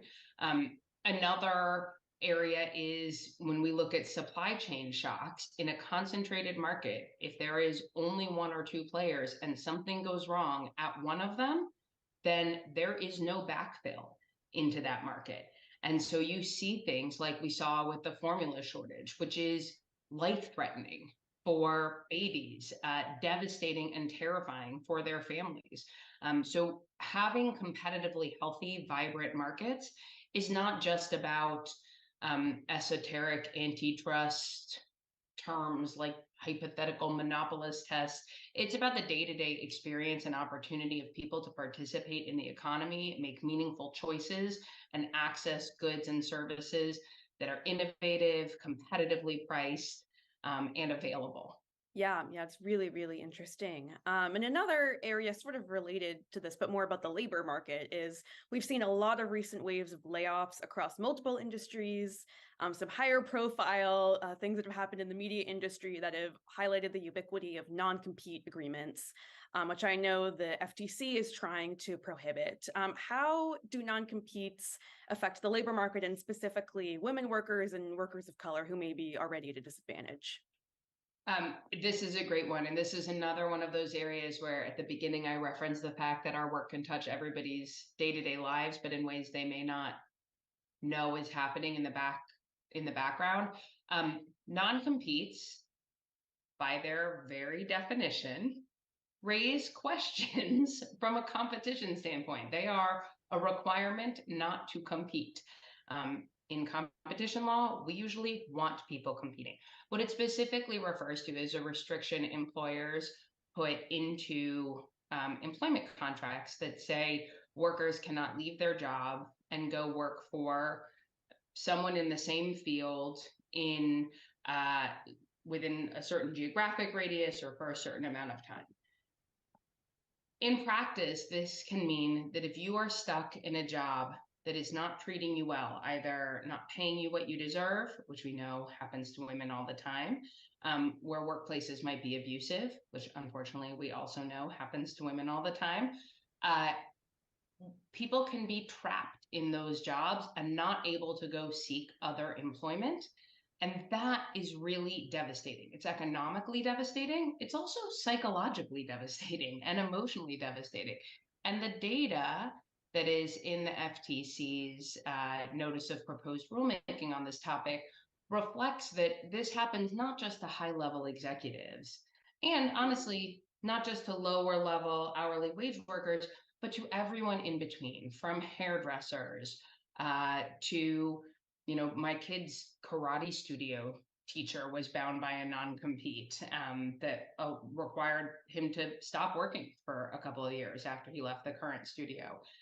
It's across the board, and that is something that is really concerning. So we have, as you suggested, proposed a rule. We will study the record very carefully and with an open mind and figure out whether it supports finalizing a rule or making any modifications to a final rule.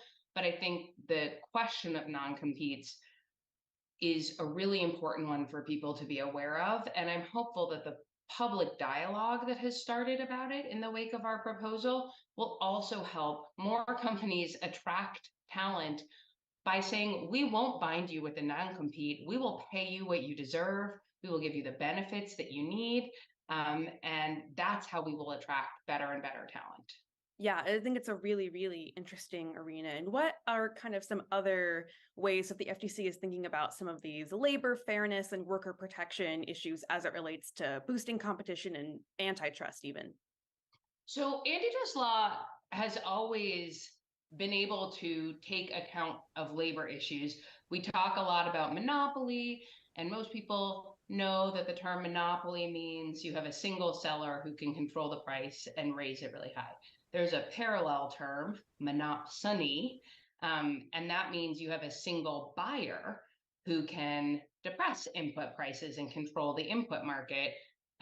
Those sound like fancy antitrust terms, but if you think about it like this, if there's only one employer in your town, that employer has an enormous amount of power over who they hire, how much they pay, and there isn't fair competition for labor, which tends to be an input into markets. So we have looked at input markets on other sort of materials that go into competition, whether it's the price of supplies, but labor is one of those things. So we are looking at input markets, including labor, in a lot of our merger investigations these days. And we had a hospital merger challenge last year where Chair Khan and I wrote that we would have included the challenge, the merger on a labor basis. We also are looking at labor from the perspective of the gig worker economy, or the fissured workplace. And this, I think, is an area that's especially important for women too, because women often need more flexible hours to accommodate childcare or other caregiving responsibilities. And that's great. We want people to have flexibility in the workplace, but flexibility does not mean exploitation. And we need to ensure that companies are treating all of their employees fairly, whether they are fissured employees or traditional employees. And so we had one case where we challenged Amazon Flex for lying to its drivers, who were gig workers, about how much money they would get in tips, basically for withholding the tips of the promised tips of its drivers. And we were able to return money to drivers for that. And we did another policy statement on gig workers that talked about the ways in which we're going to try to make sure that they are treated fairly in the workplace, even if they are not classified by their employers as traditional employees. Yeah, that's really fascinating. I think that connection between these big concepts that might seem kind of inaccessible in everyday labor markets is so important. One thing we haven't talked about yet that is a big thing in the tech world right now is AI, artificial intelligence. We could probably spend a whole day of this summit talking about it. But I'm just curious to kind of get your thoughts on the intersection of AI and some of the privacy and consumer protection issues we've been talking about. What are kind of the opportunities and challenges that you see as a regulator in this very fast evolving space? Yeah, you're right, could be the topic of a very long conversation, but I will try to distill it down to a few key points. I wrote a law review article a couple years ago about this, about algorithmic decision-making and economic justice. And I think the point that I made there, that my colleague Commissioner Bedoya has made recently, that Chair Khan has made recently, is that these are new technological tools, but the rules still apply to them. And we look at them through the lens of the FTC Act, the same way we look at other conduct. And so the things that jump out at me as particular sources of concern are misrepresentations about what tech can do. You know, a promise that your AI can solve all the problems or discern somebody's personality from a picture. And those are marketing claims that we would investigate and challenge the same way we challenge other marketing claims about what your health supplement could do if it's not backed up by reliable scientific evidence. So that's one area. I think an even bigger area of concern is the way AI can perpetuate and exacerbate disparate outcomes for people.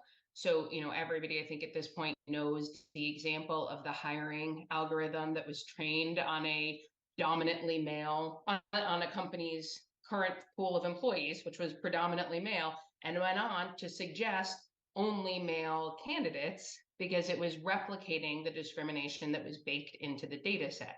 And women, I think in particular, can be made invisible in input data sets, and that problem can be duplicated, exacerbated in the output set. And I think this is where intersectionality becomes particularly important because women are made invisible, people of color are made invisible, women of color sort of get the double burden there.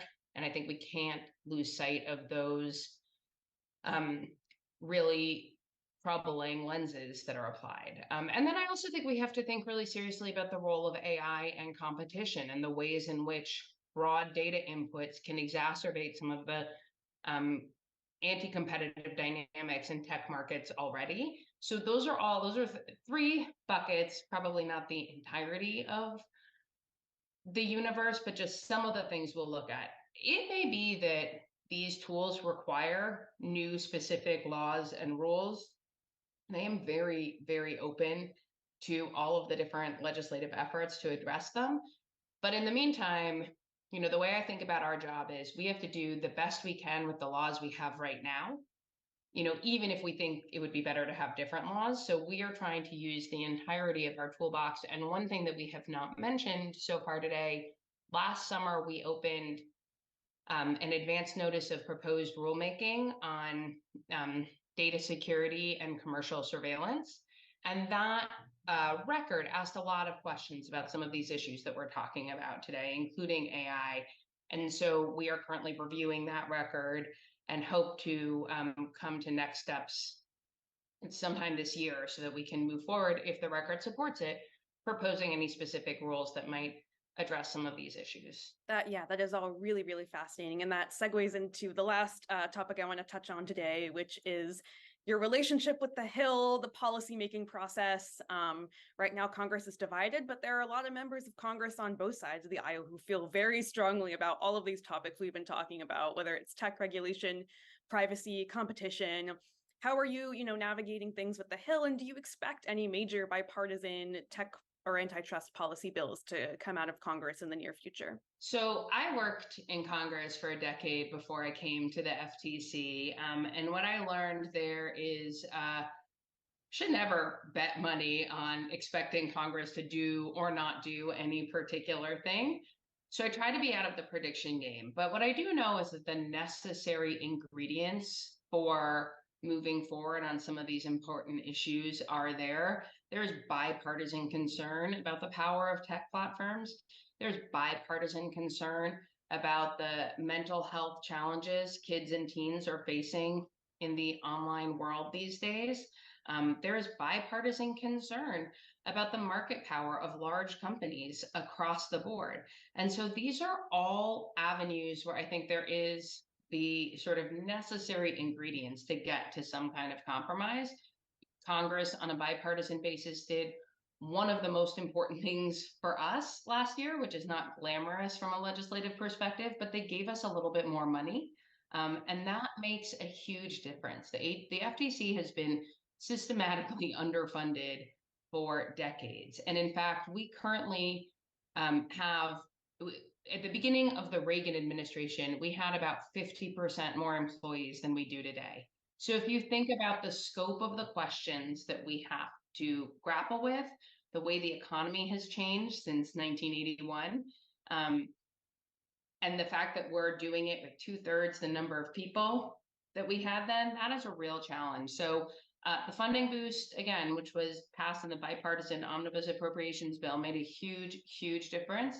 And hopefully Congress will continue to build on that down payment and help us have the appropriate tools to tackle the very real and rapidly changing problems in today's economy. Yeah, and just quickly, I mean, what are you also seeing in the states? Are there any interesting state level policies you think have been particularly impactful, ones that maybe Congress could go off of? Tons. Well, I mean, California has been a huge leader in the privacy space and the tech policy space, and I think that work has been enormously important. And California is not the only state that's grappling with these issues. I think there are 6 different states that have now passed data privacy laws. That is great and important innovation in the absence of congressional action. Illinois has a biometric data law that I think is really important when it comes to people's most sensitive personal data. And I think, you get to see some of the benefits of the laboratories of democracies at work in this space. That said, I worry about a universe where Californians have protections that Minnesotans don't. And from a federal perspective, I would really love to see a federal floor for some of these protections. If states are doing something effective, let's build off of it. I also think we can take important lessons from our colleagues overseas in the UK and in Europe. They are grappling with digital market power and digital privacy issues directly and aggressively. Some of the laws that they pass, I think, have real value. Some of them are ones where we can learn lessons about what works well and what doesn't. GDPR, I think, has really important provisions and protections for how data is handled. I also think we all hate the cookie pop-ups that started appearing after GDPR went into effect. And to me, that's a great example of a well-intentioned provision that doesn't work as it was intended. I don't think it's giving people real meaningful choice about cookie acceptance, and it is creating just sort of like extra friction. And that's okay. That's always what happens when we work on new policy. And so our job is to iterate, is to look at what works and to build on that. And that's what I think about the FTC's work generally. The agency has an incredible tradition of self-critical examination. We look at what we've been doing and we try to improve and we try to learn from it. And we're at a moment where we have a real opportunity to learn from and build and grow from the last couple decades of how we've approached enforcement. And what we're trying to do right now is really dig into our toolbox, make sure we're using all of our tools as effectively as possible and reaching all Americans in our enforcement efforts and not letting any group be left out or left behind from the protections of the law. Yeah, that is so fascinating. That is unfortunately all the time we have for today. Thank you so much for joining us, Commissioner Slaughter. This has just been fascinating. Thank you so much, Grace. I really enjoyed our conversation. I'm now thrilled to hand things off to Natasha Tiku. Thanks so much. Hello, everyone. I'm Natasha Tiku, tech culture reporter for the Washington Post. We're going to be talking about what's at stake as big tech impacts society at large.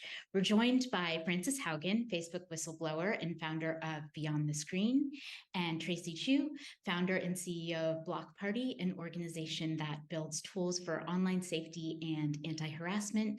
Later, we'll be joined by Daniel Citron. Tracy and Frances, thank you for joining us. I'd like to start just by asking you both about your individual priorities in terms of tech's impact on society, civic life, our personal lives. Is there a particular issue right now that's really important to you or that you want to highlight? I can go first. So with Block Party, we are trying to build tools for online safety, and that is top of mind for me, making it so that people can be online and participate in digital spaces and feel comfortable and in control of their experience and able to partake in all the good that is possible from being online. I know sometimes we get lost in the conversations just talking about all the harms and how terrible things are, but there is actually a lot of really good stuff online. And We want to bring back that magic of what is possible when a lot of people are connected online, the democratization of information and access and connection, like all that good stuff. And part of making that possible for people to access is the online safety component. I would say my biggest priority is quite similar to when I first came out as a whistleblower, which is I really believe in the democratic process. And that doesn't mean, the government coming in and saying, you can say this, you can't say this. It's more about the question of, we deserve to have a say in how these systems are built and governed. And we've basically come to accept over time that because they're free products, we should just feel grateful that, we get to access them, that we don't have to pay for them. When we should be saying, hey, we live more and more of our lives in these digital spaces. We would never consider not having a town council. We would never not consider having a school board because we like to have influence on things that directly impact our lives. And so this question of, what information does the public need in order to do the rituals of democratic governance? What level of transparency needs to be mandated of platforms so that we can take actions? Maybe that's an advertiser boycott. Maybe that's a usage boycott. Maybe that's divestment. Maybe that's just, people actually sitting and protesting these companies. What would it take for us to have a similar level of transparency to what we have with, say, automobiles? Because I think there's a lot of potential for us to unlock the different mechanisms within the ecosystem of accountability if you actually can get over that hill of opacity. And, you both have been really active in advocating for consumers, for protecting consumers. But I think, we're seeing with the gold rush around generative AI, right? Some of the same harms and patterns repeat themselves with emerging technology. And we're seeing regulators kind of take a wait and see approach a little bit. And really the only thing then that stands between the consumers and potential risks are the policies of the companies. I'm just wondering, what you both think. Are there ways that we can protect ourselves as consumers? Like how would you try to get involved, I guess, or how do you wish that this new generation of tech was unfolding a little differently? One of the conversations I wish we had around generative AI is about, what are the tools that are available to us to put pressure on these systems to move in the right direction. People have advocated for things like a pause, and that usually makes like my blood run a little hot because we're dealing with technologies that have a very, very low barrier to entry and are extremely have extremely high potential in at least the short run, but at the risk of extremely high long-term, say, existential risk. One of the things that I wish more people would come in and do is say things like, the Fortune 500 should get together and say, hey, we will only buy generative AI products that follow the following safety protocols. There are ways of creating market incentives where we say, hey, you can go off and do crazy research and potentially be quite dangerous, but we're not going to make large amounts of capital available to you to do this. And it feels a little bit like we're still searching for, we've kind of fallen in a rut when it comes to how we regulate technology over the last 20 years, where if it's an issue beyond, if it's a lever beyond privacy, antitrust, and God, what's the third one? There's a third one.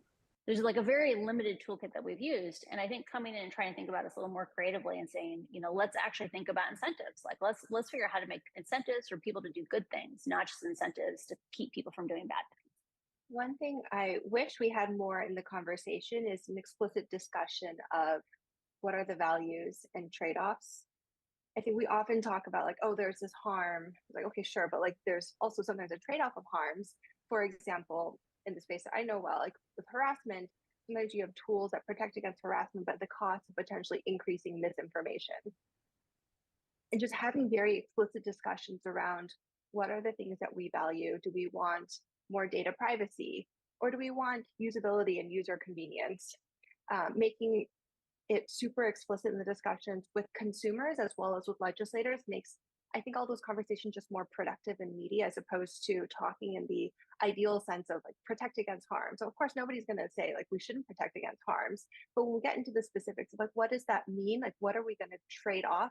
I think the privacy example is one that is very salient.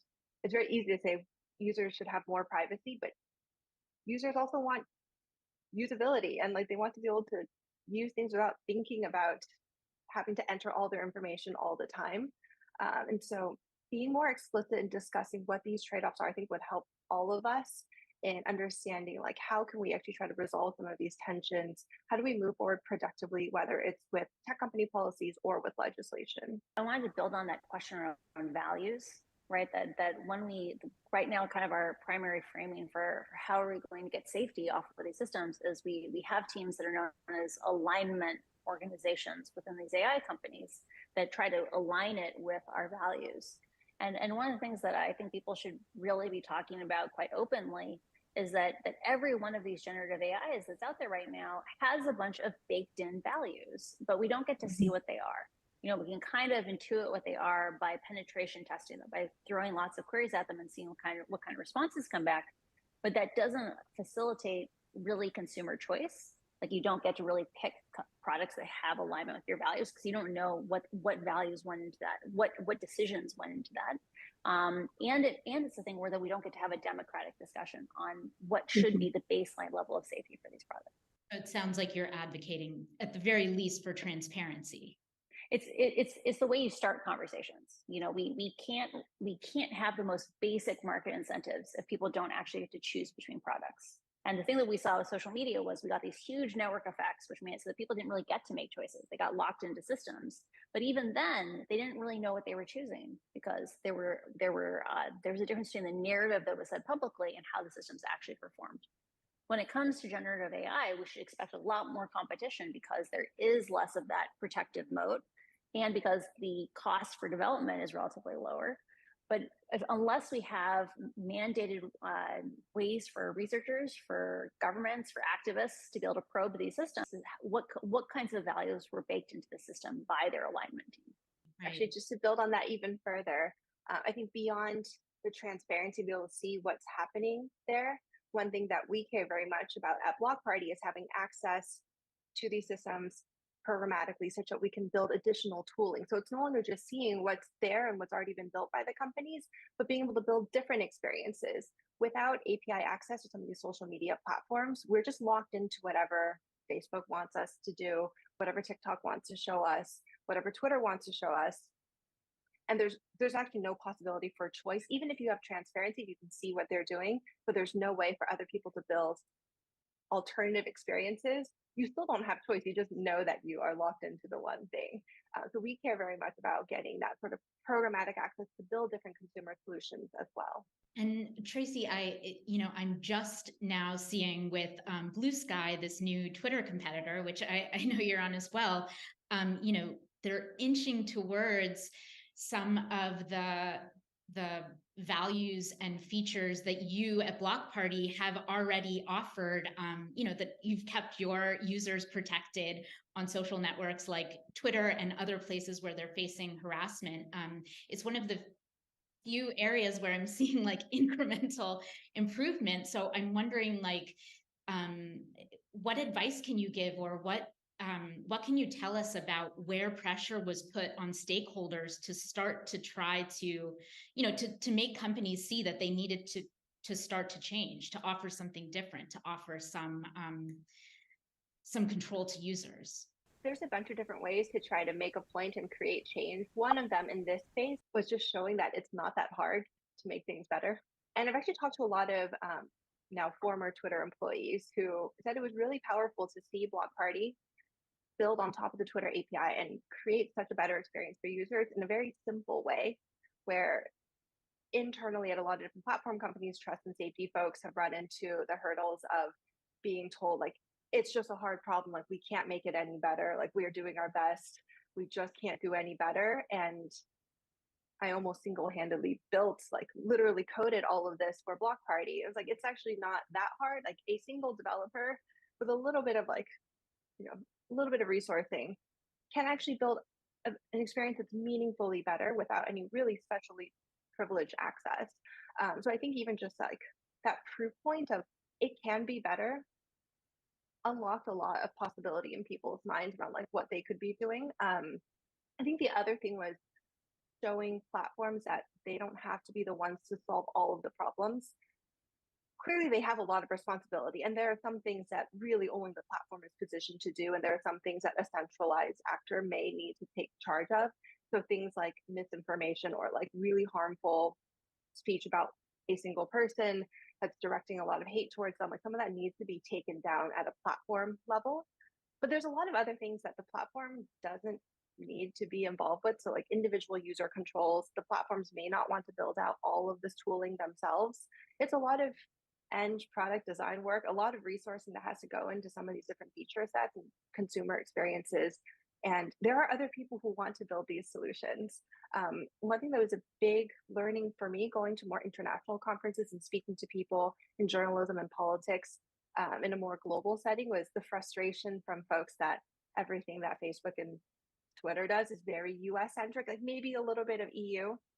But there's all these other folks that are like, there's like one representative in all of South America to deal with like a certain set of, elections issues. Like that's ridiculous. And there's a lot of like local organizations, local developers that want to be able to build this tooling, but are locked out right now. And so having that access could just empower so many different use cases, different locales, languages, contexts. And I think, again, just sort of the proof point that we made of we can build this tool, look how much more could be possible was very useful as showing like a path forward around some really gnarly problems that we've been struggling with for a long time. And to build on kind of that little flavor in there, we've been living with a model of how we should think about these platforms where we're very passive. Ethan Zuckerman at UMass Amherst has this metaphor that we've been living in a world where we have been subjects of kings. We live on these systems where we don't get any say. If we don't like the rules, we can go to another kingdom, but like we're just choosing another king. Like we're not really having a different relationship. I think the thing that's so exciting about what Tracy's doing is or efforts to facilitate more people taking hands-on action, is that I think there is a future for social media where we are citizens, we are not subjects, where we expect to do things like jury duty. We expect to play a role in keeping systems safe, instead of just having this idea that we have to accept whatever the baseline is. Because like she said, the version of Facebook you use if you speak English and live in the United States is the cleanest, safest version in the world. And that's intentional. If we want to have systems that are linguistically equitable and scale for the amount of linguistic diversity in the world, we have to use models like what Tracy's doing. Frances, the way that these American multinationals, Facebook in particular, operate in the global South was something that, you really tried to highlight.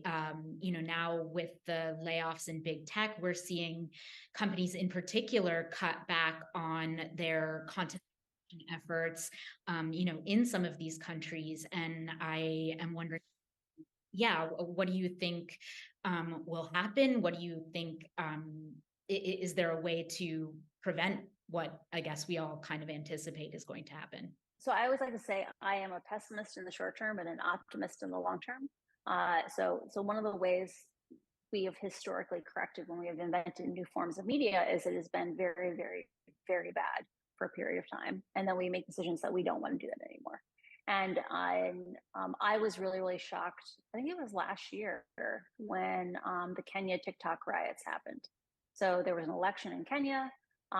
There was ethnic violence that was facilitated or amplified because of misinformation and violence inciting content on TikTok. And I had thought we were going to have 5 years before we would see that kind of thing. Video takes much, much more bandwidth, which means it's more expensive. You need higher quality phones. It doesn't have the same penetration that Facebook does. Like Facebook is the internet in many countries in Africa, for example, because they have a stripped down, very bare bones version of Facebook where you can interact with text and pictures. And what's terrifying is TikTok is because it separates out the actual relationships between people, because it's so much more facilitated by this kind of all-knowing, all-seeing algorithm. It's a system that really is only safe when it is actively censored. When you have systems that you can pull from hundreds of millions of videos. And the algorithm is tuned specifically to make things go super, super viral. They want a very small number of pieces of content, a few thousand, say, making up the vast majority of what everyone sees. And they do that intentionally because in places like China or in the United States, they go and they manually screen all those most viral items. But in places like, Kenya, I've heard from people on the inside, they didn't have any Swahili speaking moderators while that violence was going on. And part of what I found horrifying about the last 6 months was Facebook, in the wake of my disclosures, seemed to invest more in safety. But because their stock has been flagging, Mark Zuckerberg decided that this was going to be their year of efficiency. And they've done things like halve the number of moderators in East Africa.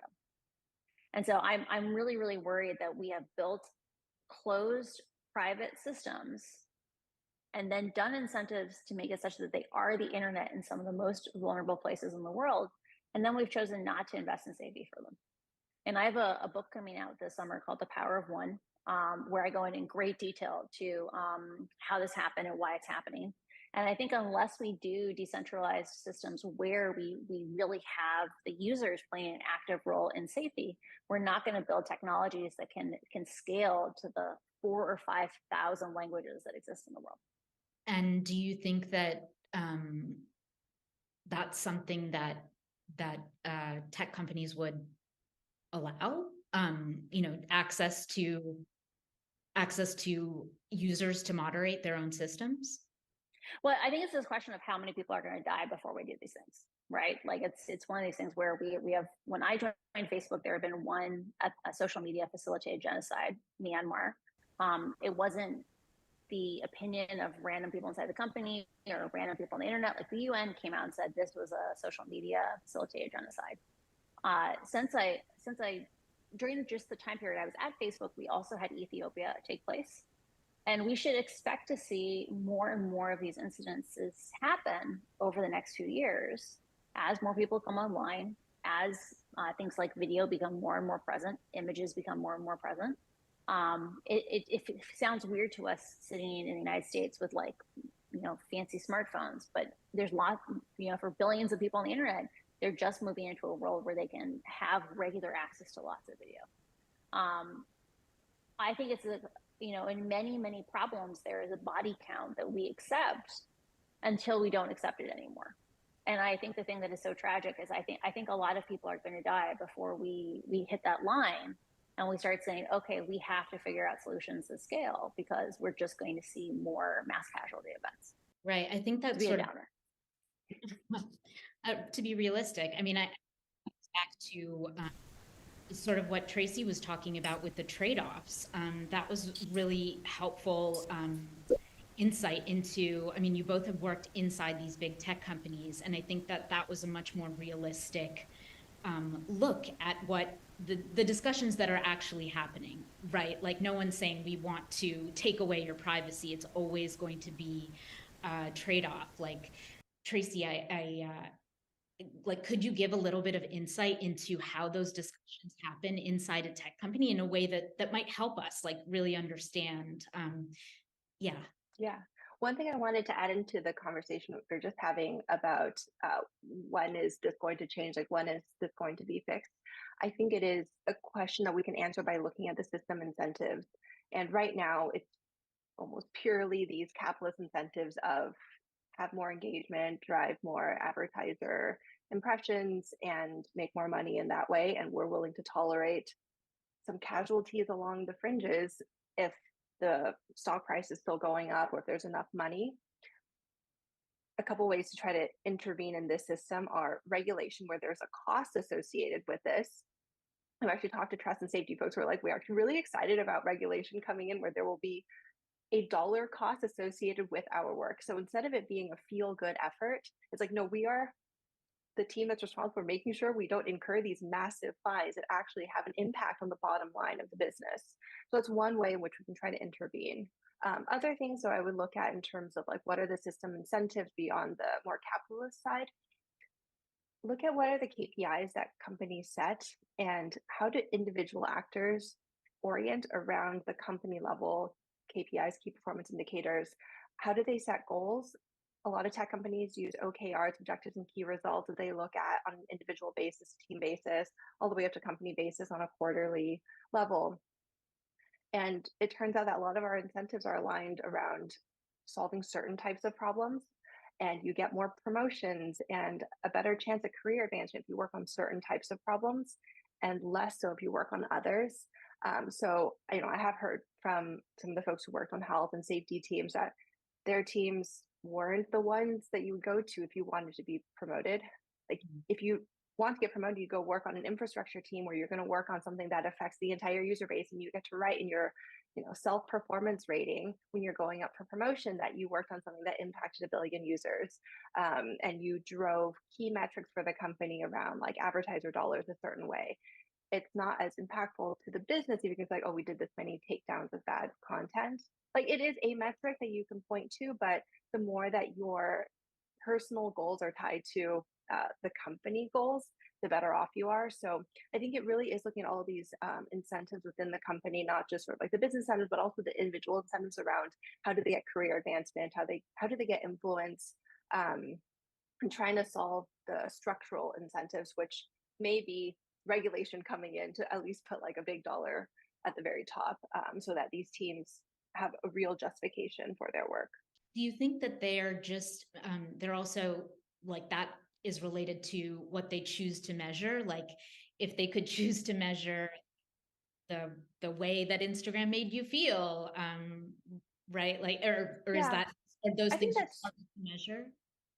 I think it's harder to measure, but ultimately it has to tie to what is the business rationale for these things. So you might have your key objectives that you're trying to optimize, and you might have guardrail metrics as well, but you're not optimizing those guardrail metrics. Like, it's much more likely you would see, I haven't worked at Instagram, but it's much more likely you would see if they're trying to increase engagement while trying to make sure that people aren't too unhappy. So maybe like happiness or mental health is a guardrail metric, but it's not going to be the thing that they optimize.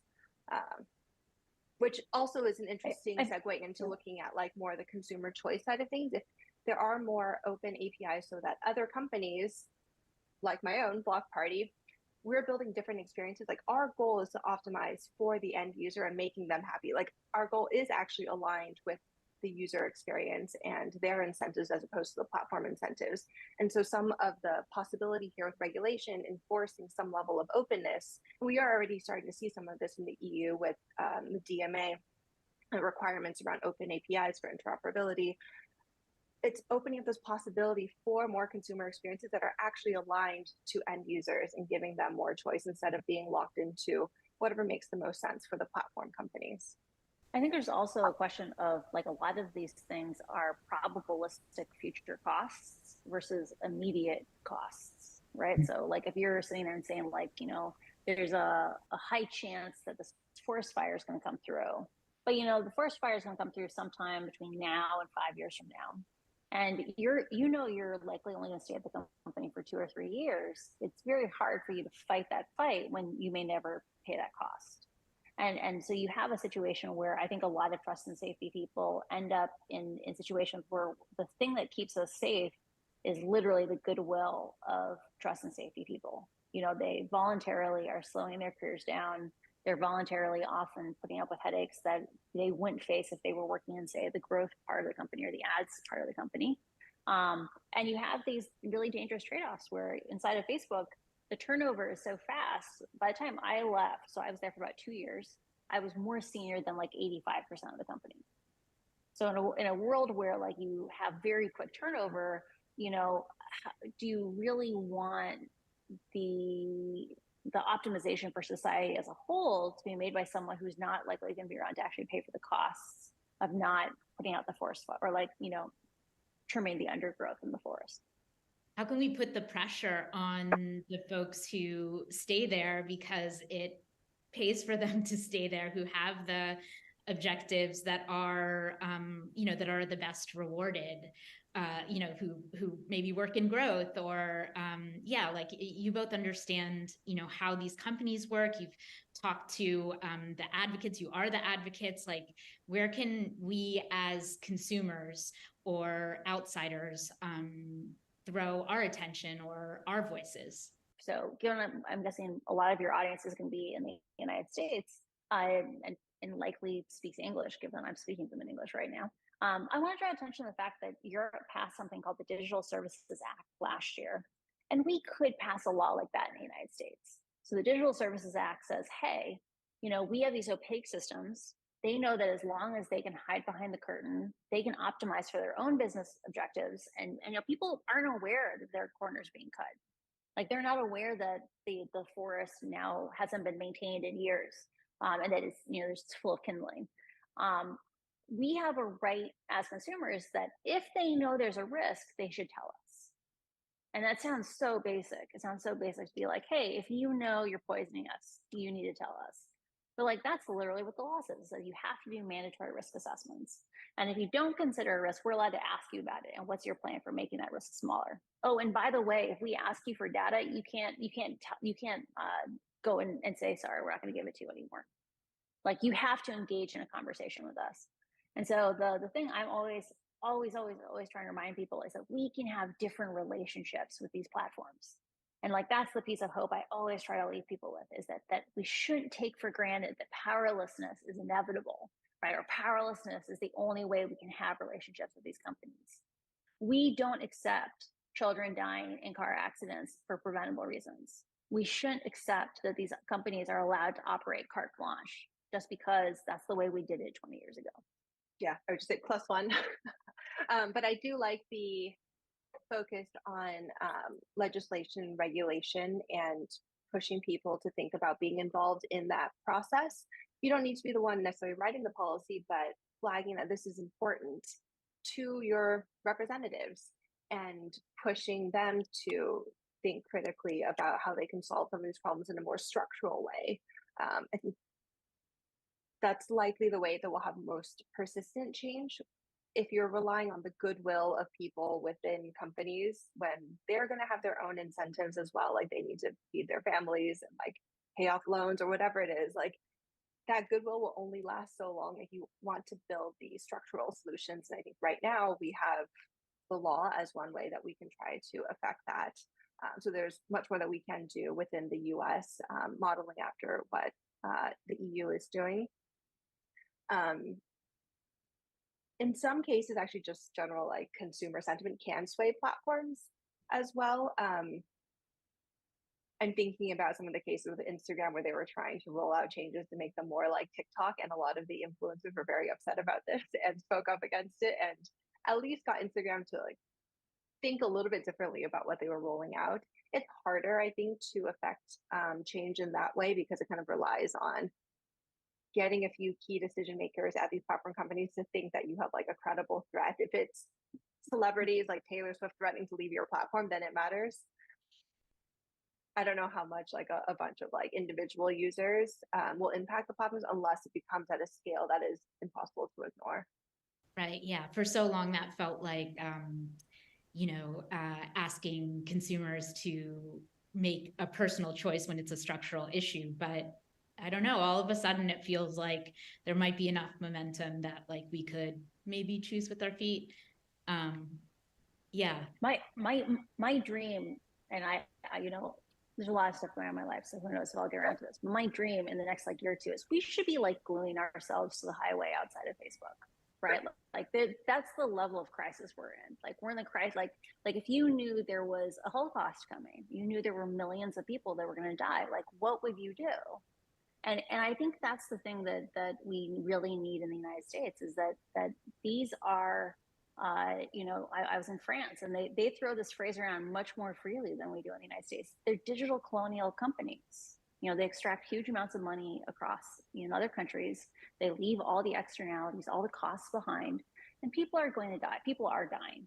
And so there's this question of like, what is it going to take for us to stand up in the big tech's backyard and say like, this is unacceptable. Like I'm not like, I think we're going to look back and we have an opportunity now to not be horrified by what happened.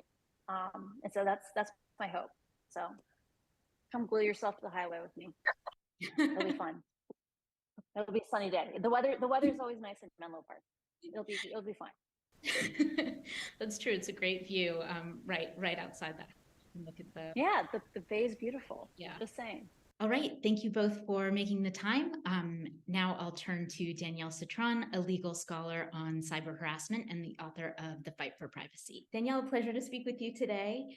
I would like to start just by talking to you about, what do you think is the most, I guess, your biggest priority for the potential harms that you think big tech is posing for society right now? Like, what is your focus for this year?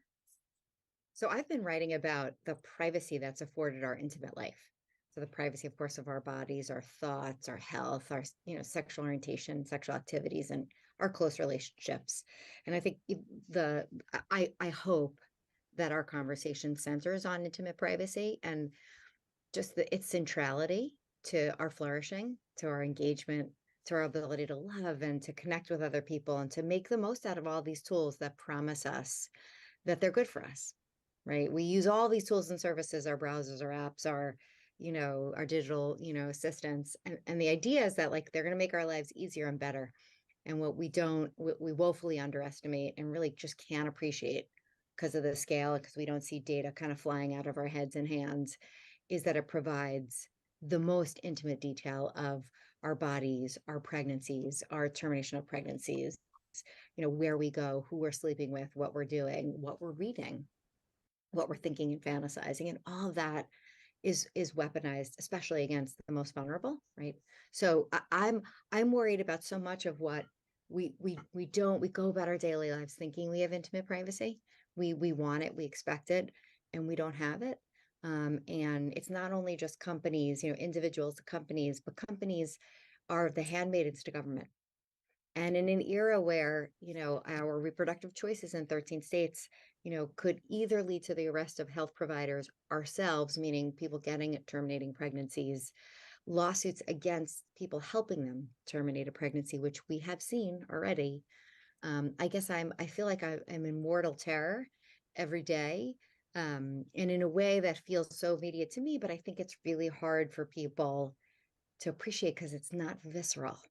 Like we don't see it as the data flies out of our hands, as it's recorded in our apps. Does that make sense? Like we don't see the reservoirs of intimate data and government's access to it and private companies, but it is there and it's being exploited. Yeah, and you and I have talked about this before, but I find like your experience having researched this and talked to so many individuals through the years. Could you talk a little bit about like how, it's so easy, right, when there's emerging technology to imagine the potential harms.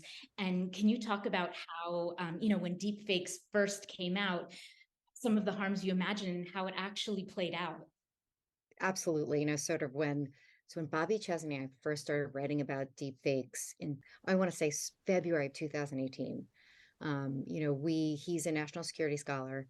I write about privacy, democracy, equality. And I said to him, Bobby, there's no question to me that downstream national security, democracy, we've got big stuff coming, but who's going to be the canary in the coal mine, which was true then and remains true today, are women, right? Women and, women of color, celebrities, non-celebrities, whose faces are morphed into porn in an incredibly hyper-realistic way, appear online and in ways that we have no control over. And, when we first started writing about it, 2018, 2019, I think there were something like 20,000 deepfakes online, and 98% of them were of women's faces morphed into porn. And here we are, we're 2023. 2022, a study came out from Sensity. It was something like more than 60,000 deepfakes were detected online. 95% again were of essentially created manufactured porn, and 98% or 99% of those faces were female presenting faces, right? And so in a way, like the fact of the matter is, like, who does it mostly cost in the moment? We often see intimate privacy violations, and who's first are the most vulnerable, right? And it's not to say we're not going to see it, and we're already seeing it. Mischief, corporate mischief, use of audio, like faked audio saying, send me a wire, right? Or, faked audio here again, like we're seeing the deepfake phenomenon weaponized in what Bobby and I call the liar's dividend, which was where you see a real video. It's genuine, it's of mischief. And someone says, it's all fake, right? Like it's a deep fake. And so it's true that we're increasingly seeing the threats propagate in all sorts of ways, right? Democracy invading, CEO like destroying lives, of companies, emptying bank accounts. But it's true that like where you first see it in the, misuses of technology is often the first victims are the easiest, right? Whose bodies aren't, there aren't, what do they say, bulletproof, they're the ones who are going to be, their bodies are viewed as disgusting and stigmatized. Mm-hmm. And how are you finding having these conversations with the companies, with lawmakers? Here in 2023, it feels increasingly difficult to have grounded conversations as we're trying to imagine the potential of this technology. And as you said, the problems with deep fakes, they're only increasing. So how are you finding receptiveness to these ongoing harms to women and women of color? So interesting, because when I first started writing about the phenomenon in 2019, there were like, I had testified before Congress, like in 2 committee hearings. We saw it as like an imminent threat to national security. So it was I was before the HPSCI committee, the Permanent Select Intelligence Committee, and things have kind of quieted. That is, we saw some state legislatures like make some moves, banning like deep fakes around an election, like within 48 hours, and also deep fake sex videos. So this, manufactured digital forgeries of where we're depicting someone involved in a sex act. A couple of states, I think there's 6 in total or 7. But things have been quite quiet, and it disturbs me, right? It's not as if things have gotten less significant. They've grown or tripled, quadrupled in number in the ways that are detectable. They're very familiar problems. We have seen there's one proposal in Congress, what we call, Dr. Marianne Franks has been working on behalf of our organization called the Cyber Civil Rights Initiative with a lawmaker in the House to think about ways to penalize digital forgeries that are defamatory, like in a careful and narrow way. But it's interesting because it's been quite quiet in ways that are surprising, the inverse of like problem set overreaction. Like we predicted problems, they weren't as prevalent. People were really interested. Let's legislate, let's work 2019. And all of a sudden, here we are. I guess you're not surprised at all, having covered this feed for so long, 2023. And it seems with the exception of like one House representative, and maybe it's dysfunction in government, but it's quite quiet. Though the problem keeps escalating, and the deep fakery audio and video getting even more sophisticated in ways, and like, now you have deep fakes as a service. So like it costs you nothing, like $50, you get exactly what you want. The person doing exactly what you want them to be doing, which could be like ultra human, you know what I mean? Like, and really disfiguring awful things that you can create. And so the problem's gotten worse. I worry that, and you asked about companies too, companies have worked terrific, like Johnny on the Spot in the Moment 2019, when we saw increasing prevalence and discussion about deep fakery, and they adopted, the biggest platforms, policies against fabricated, digitally, altered video and audio. But it's kind of stopped, right? So it's not to say that the phenomenon has stopped. We saw some moves, Twitter, Meta, then Facebook, other companies, TikTok absolutely bans digital forgeries. But there are 9,500 sites whose raison d'etre is intimate image abuse, and they're not banning it. That's their business model. And so does that make sense? Like some of the biggest platforms, and I'm not saying bravo, but glad they're working with us on it, right? Some of the biggest ones. But at the same time, you've got a whole ecosystem of sites who are immune from liability under federal law, and they thrive. They have subscribers. They earn money from our data, whether they're called Mr. Deepfakes, Anon IB. You know what I'm saying? Like there's a whole ecosystem of sites who make so much money off of the fakery that's usually aimed at women and people of color and sexual and gender minorities. Do you have a sense, since you have such you have so much expertise in this area and such a sense of this ecosystem.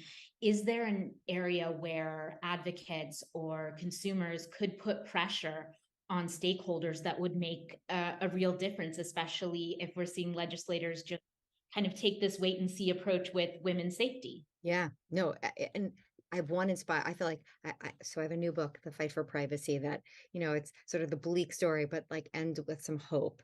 And what I can say is we can bring moral suasion to the table in ways we don't even realize we have so much power. But South Korea is like an incredible example. So in 2018, basically women and girls couldn't go to the public bathrooms without being recorded and then having it be streamed online. And women who would have to bring, if they did go to the bathroom, like what they called Molka kits, which is it would have silicone, you'd fill in like any holes in the bathroom, pre-pandemic masks, they had like provisions. And basically you didn't pee. You did not go to the restroom. And this is where like I'm just kind of overwhelmed with admiration. Women and allies and girls and their allies took to the streets 5 times in 2018. The first march was something like 25,000 people in Seoul. 2 months later, 45,000 people. And they all had signs in English and Korean that said, "My life is not your porn." So it was really designed for a global conversation, not just Korea, like a conversation, not just their law enforcement, not just their parliament and, but for everyone. And 2 months later after that, 50,000 people. After that, 75,000. And the final march, so this is the 5th, it's December, it's 2018, it's freezing. 125,000 people took to the streets of Seoul to say, "My life is not your porn."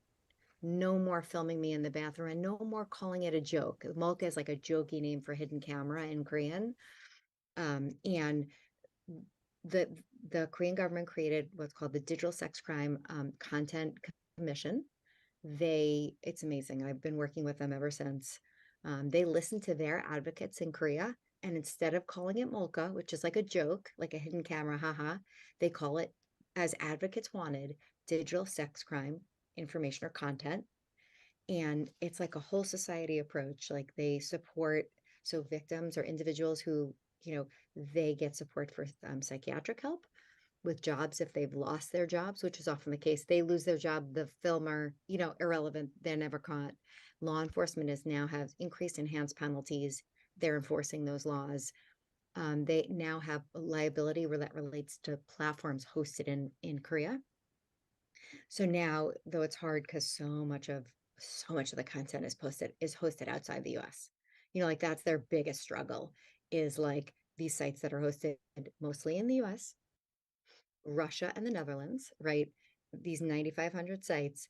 But I've been so impressed. You asked, like, what can we do? Is there any way, if lawmakers are going to sit on their hands, and I think you beautifully said it, wait and see? You know what I mean? Like, if the pressure's not on, they're just going to be like, well, let's see what happens. Which it does feel like in this moment, that's what's happening. We can take to the streets. Like whether we need a spark, remember with Jennifer Lawrence and the fappening, when her nude photos and other celebrities' photos were leaked to the cloud and then exploited on Reddit and 4chan and 8chan. And, she speaks out and speaks to Vanity Fair and said this was a virtual sexual assault. Like, I don't want that. I don't want to have that moment, right? Like where very high profile people are exploited. But whatever it is, we need to take to the streets. Because if they could do it in Korea, we can do it here. Does that make sense? Like I have such belief in us. Like if we've seen it, you know what I mean? Like I really do, right? We saw that. Getting chills. Like I do. And, think about how much Reddit has transformed since that time. Like it Yes. was seen as a joke. It took Yes. so long for it to be seen as assault, as a crime. The whole platform has transformed in a way, since then. So I think that Yes. also shows And they're that doing better. They were not great for a while. Like there were sites I used to report it. Poor Steve Hoffman. I'm busy writing to him too. Like, dude, there are NCII subreddits. Like, but they have cracking down on them now. And the deepfake, Mr. Deepfake started on the subreddit, right, in 2018, and they took that down. You're right. So they've been proactive. They could always do better at scale. They could always do better, but it is encouraging, right? So if we can bug those folks, right, and their business model is engagement, if we can bring moral suasion to them to say it's not good for business, right? We're going to protest. Then I think we can. Like I'm not giving up on us, the public, right? Us, advocates together as a project. That's wonderful. I think that's a great place to end it. I'm persuaded. Thank you, Danielle, so much for making the time. We really appreciate it. And thank you so much for having me and for all your brilliant coverage. I really appreciate it.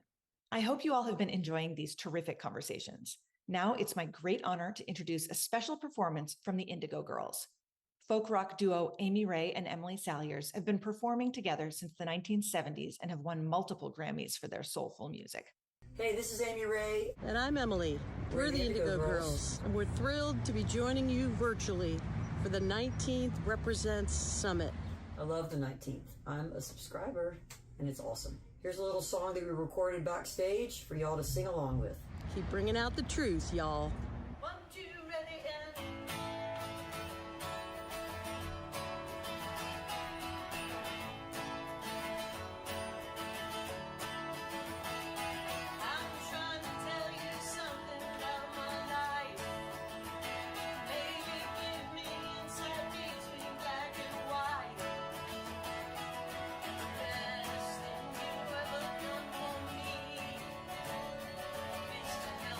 Take my life.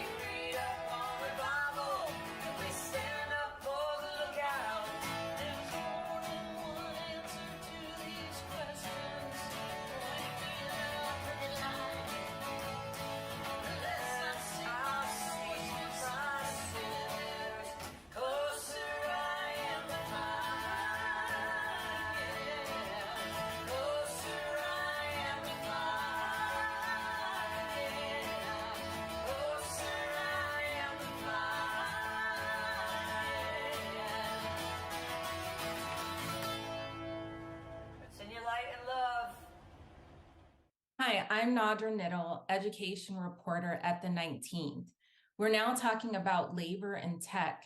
We're joined by Amanda Ballantyne, Executive Director of the AFL-CIO's Technology Institute.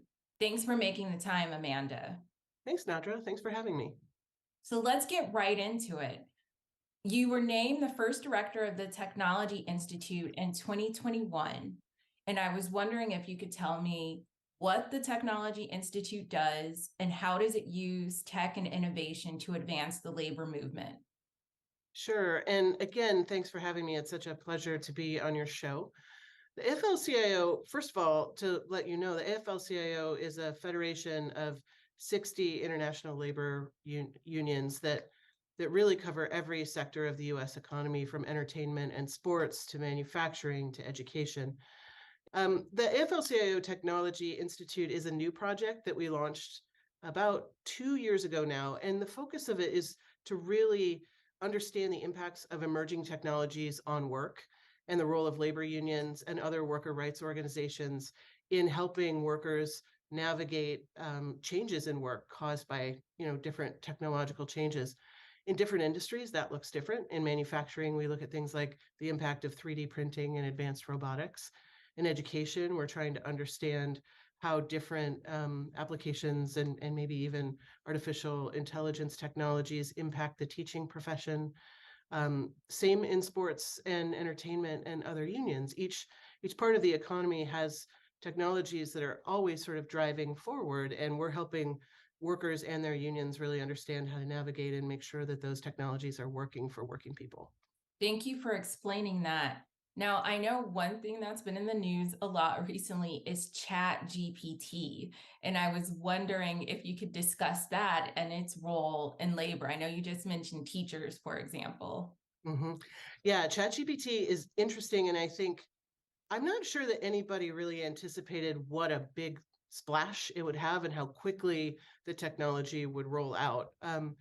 And so, of course, it's all over the news, and there's a lot of fear and concern about it, a lot of effort to really understand what it is, what it does, and how it will impact work.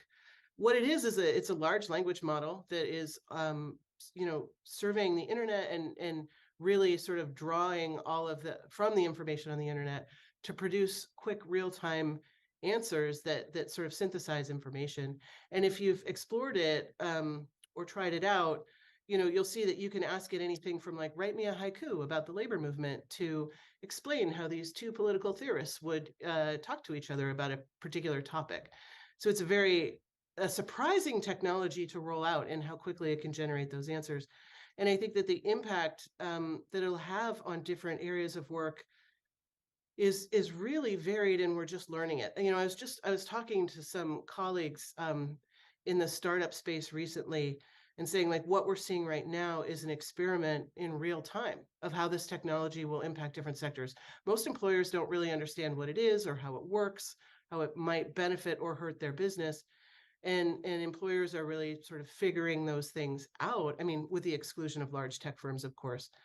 But that's having an impact on real people and real people's lives, right? And it takes time for people to be able to navigate those changes and understand those shifts.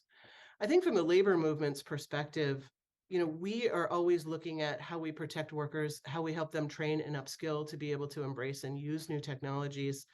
And so the adoption of technology is something we're really interested in, and helping working people understand how to use technology to make their jobs better and safer. But we are also very concerned about, technologies that cause sort of large scale disruption and, layoffs and really big, fast shifts in industry. And that's how we're looking at ChatGPT. It's both things. How can we help workers figure out how to integrate it into their work in a way that makes sense? How do we make sure that as employers are trying to figure out how to use generative artificial intelligence technologies in the workplace, we're not having just massive impacts on jobs? And so that's what I think in a general way I would say about it. I do think in education it's interesting, right? Because both teachers are figuring out how they can use it, but they're also experiencing students trying to figure out how to use it. And, there have been concerns about plagiarism. There have been concerns about sort of copying and cheating, and how do you actually sort of guarantee that someone's work is actually their work? I think that as we see the technology be adopted in real time, what you'll see is it being starting to be used as a tool, like Wikipedia, or like CliffsNotes, frankly, that can be like on more varied topics, but it will challenge students, I think, to work harder and develop their ideas further, right? I mean, that's the hope. But I think in the meantime, we really have to pay attention to the human impact of these technologies. And it does take time to figure out how they work and how they will change the way we do our work, and making sure what we call it a just transition exists for working people, where if their job is de-skilled, or if they lose their job because of an automation technology like generative AI, that we have pathways both through unions and collective bargaining, but also through public policy to help them train, upskill, and find new jobs of similar quality, in the place where they live. Yeah, and you mentioned the human impact of technology. So I was wondering if you could discuss the role of technology in labor negotiations. Yeah, so this is one of the things that's so interesting about the labor movement.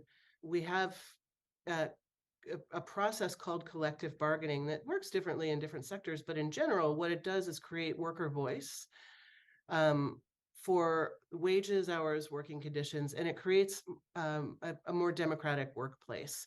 So unions have been negotiating, bargaining over the impact of technology for 120 years in the United States.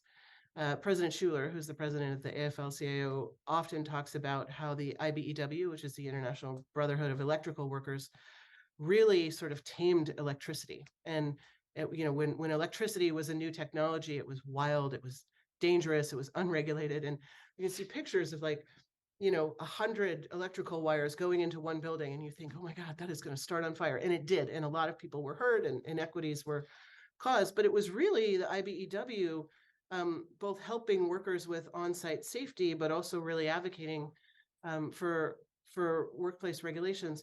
That union played an enormous role in turning electricity into an everyday technology that's safe to use, that's well regulated.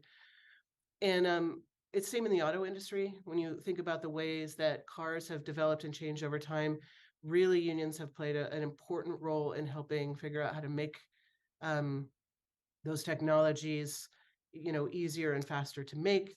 But it all, I think, comes down to this process of bargaining and making sure that workers' rights, interests, and safety are represented at the bargaining table. I think often in our society, in the way that our labor law works, we end up bargaining over the effects of technology, because technology really doesn't, it impacts, what would I say? I would say since World War II, there's been this massive public investment in creating research and development streams that lead to the types of technologies we have now, from the iPhone to the computer to internet. And workers have not been a part of that. That's been public investment in universities and firms and a partnership to do basic and advanced research. And we at the Technology Institute are looking for ways to bring workers into that research and development structure. So instead of experiencing technology as it's sort of commercialized and sort of just comes into your workplace, that we actually think that workers have a role, not just in the workplace in adopting technology through bargaining processes, but also in the research and design of that technology, right? And so we think about both things. How do we use our contract negotiation process to make sure that workers are trained and upskilled and protected as new technologies are introduced? But also, how can we bring workers and their knowledge and expertise into the research and development process to improve technology and make sure that it's human-centered technology? And yeah, thanks for explaining that. And I think one thing that's related is, labor laws and related laws. I know the Technology Institute has said that our laws haven't caught up to the technology yet. And I was wondering if you could talk about that. How behind are, our laws, our federal laws, or even state and local laws behind the technology that's being generated every day. particularly labor law is a specific body of law in our country that governs how unions and employers interact. And it is the case that over the past 40 years, labor law has been really narrowed in a way that makes it very, very difficult for workers in the private sector to organize. And what that means is that, organizing and getting a contract creates it creates a conversation and a set of rights for workers in their workplace that gives workers an amount of power in saying, what their wages and hours and working conditions should be, but also how the job should be done. We believe in the labor movement that workers are as expert in how to do their jobs as any engineer who's designing technology for a workplace. And that's because it's workers who at the end of the day are using the technology. They're the end user, so they know what works, what doesn't work, where they have to troubleshoot technologies. So I think that when we talk about emergent technologies and how weak private sector labor law is in this country, that should concern all of us. Because unions are a core way, like I said before when I was describing the IBEW's relationship to electrification at the beginning of the 20th century. So we really all as a society need to be focused on making labor law better in this country so that workers have more power to bargain and negotiate. That will make technology adoption better for everyone. It'll make our society more equitable, less polarized. When it comes to laws and regulations that are governing technologies like artificial intelligence or machine learning or other types of digital technologies, it isn't necessarily that we don't have frameworks for governing those types of technologies and how they interact with people and people's rights, but it is that these technologies are different and they cross-cut different areas of law, and that we don't yet have adequate enforcement systems. So I do think it's the case that we urgently need new legislation and regulation that is looking at aspects of how artificial intelligence, machine learning, those types of technologies impact work, impact democratic processes, impact consumer rights, privacy, surveillance, policing, all of these things that are just really core to our fundamental civil and human rights in the United States and globally. But it's also the case that, well, first of all, whatever we do in the United States around these technologies will impact the rest of the world. So I think there's a global interest in that. But also, I think it's the case that as we're thinking of how to actually govern these technologies, really being serious about how to enforce that governance. Because these technologies are adapting and changing over time. They're coming out with new capabilities that are surprising even to the developers who are creating them. And it's urgent, I think, that we're thinking not only about what are the right frameworks for regulating, the rights-based frameworks for regulating these technologies, but also how do we make sure that our government can enforce those rights and sort of comprehend and represent the rights of regular people. A lot of these technologies are really complicated. A lot of them are really protected by intellectual property law. And if we can't tell what is in an algorithm, how it's functioning, it's really hard to tell whether it's biased, whether it's sort of creating negative outcomes, right? And so it's, I think there's a lot of effort right now to really start to think through that in the United States. And I think that it's pretty urgent that we move that conversation forward soon. Thank you. And I know the Technology Institute is concerned about how companies are hiding behind technology in some ways to exploit workers.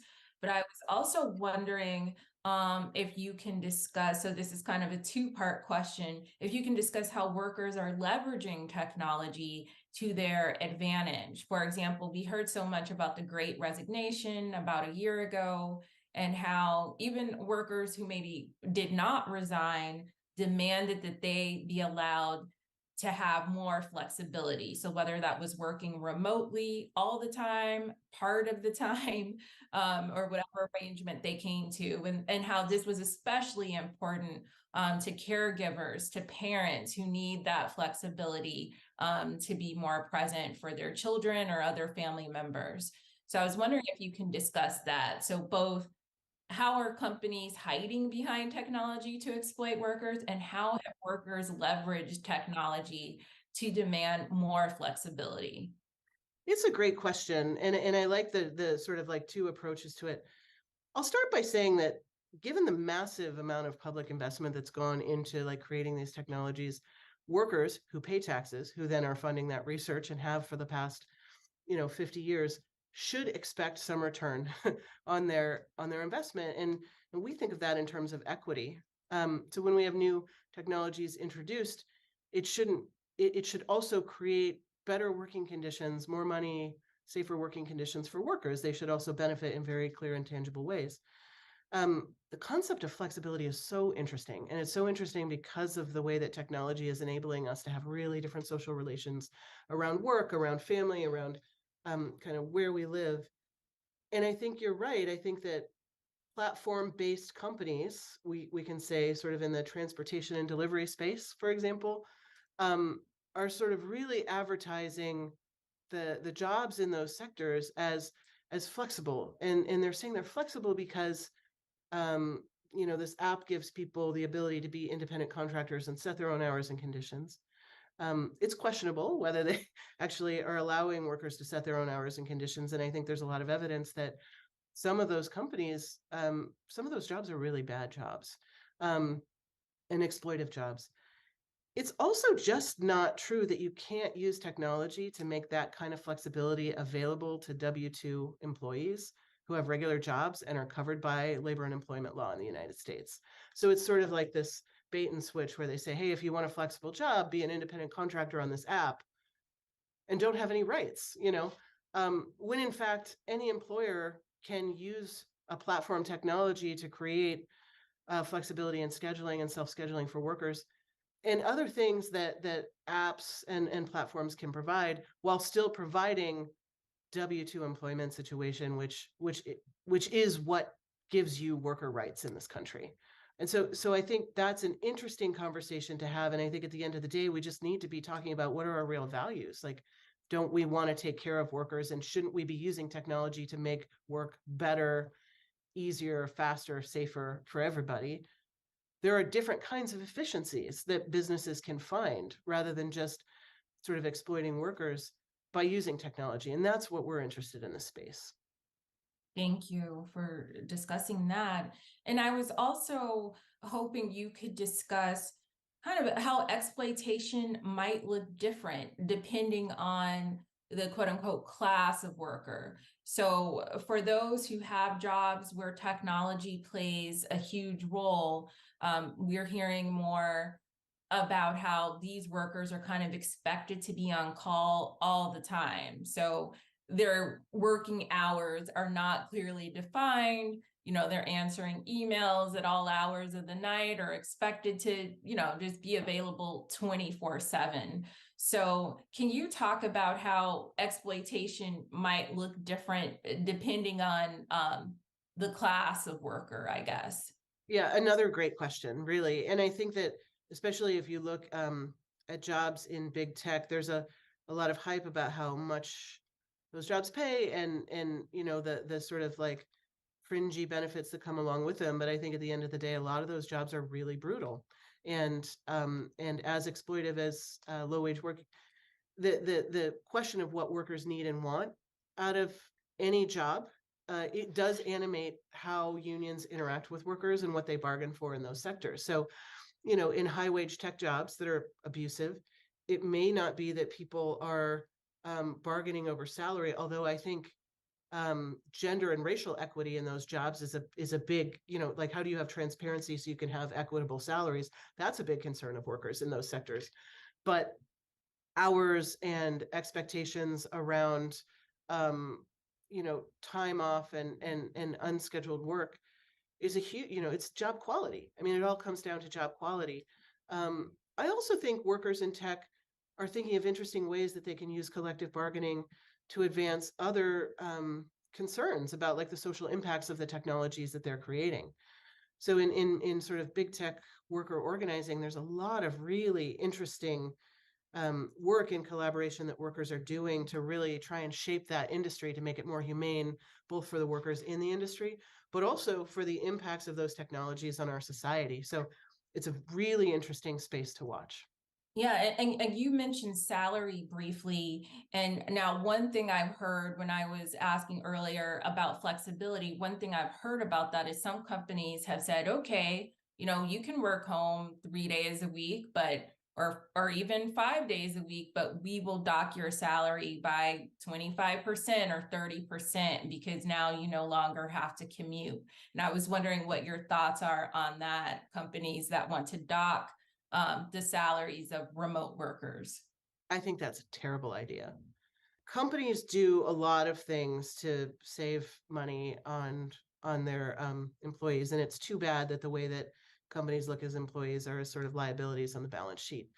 Again, like I would just say that there are many, many ways that employers can use technologies to find efficiencies by helping workers have more flexibility and have sort of better and safer jobs.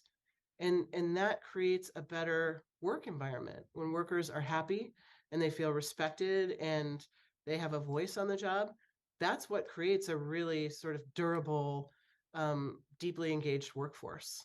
And efforts to sort of nickel and dime workers around flexibility, I think miss a bigger point, which is some people work better from home and have more flexibility. And in an industry where that kind of choice is available, workers should be bargaining to sort of protect their rights, and workers should be sort of collaborating with their employees to find out where their employers to find out where those other efficiencies can be. And then, just going back to labor negotiations and the labor movement more generally, I'm based in California. Right now, the writers are on strike in Los Angeles, the teachers are on strike in Oakland. And I was wondering, what you think about how technology is being used in strikes, whether that's social media hashtags or people posting pictures and videos. How is technology helping striking workers get their message across? The labor movement and the right to form, join, and organize a union in this country is a really, really powerful tool that regular people have to exert more control over their lives and to make their lives better. But I think for the past 30 or 40, 50 years, labor unions have really been under assault, both in terms of labor law, like I talked about earlier, but also the public narrative about unions is really off base and really, I think, driven by PR firms that make a lot of money by pushing anti-union rhetoric. Employers don't want unions because unions are powerful.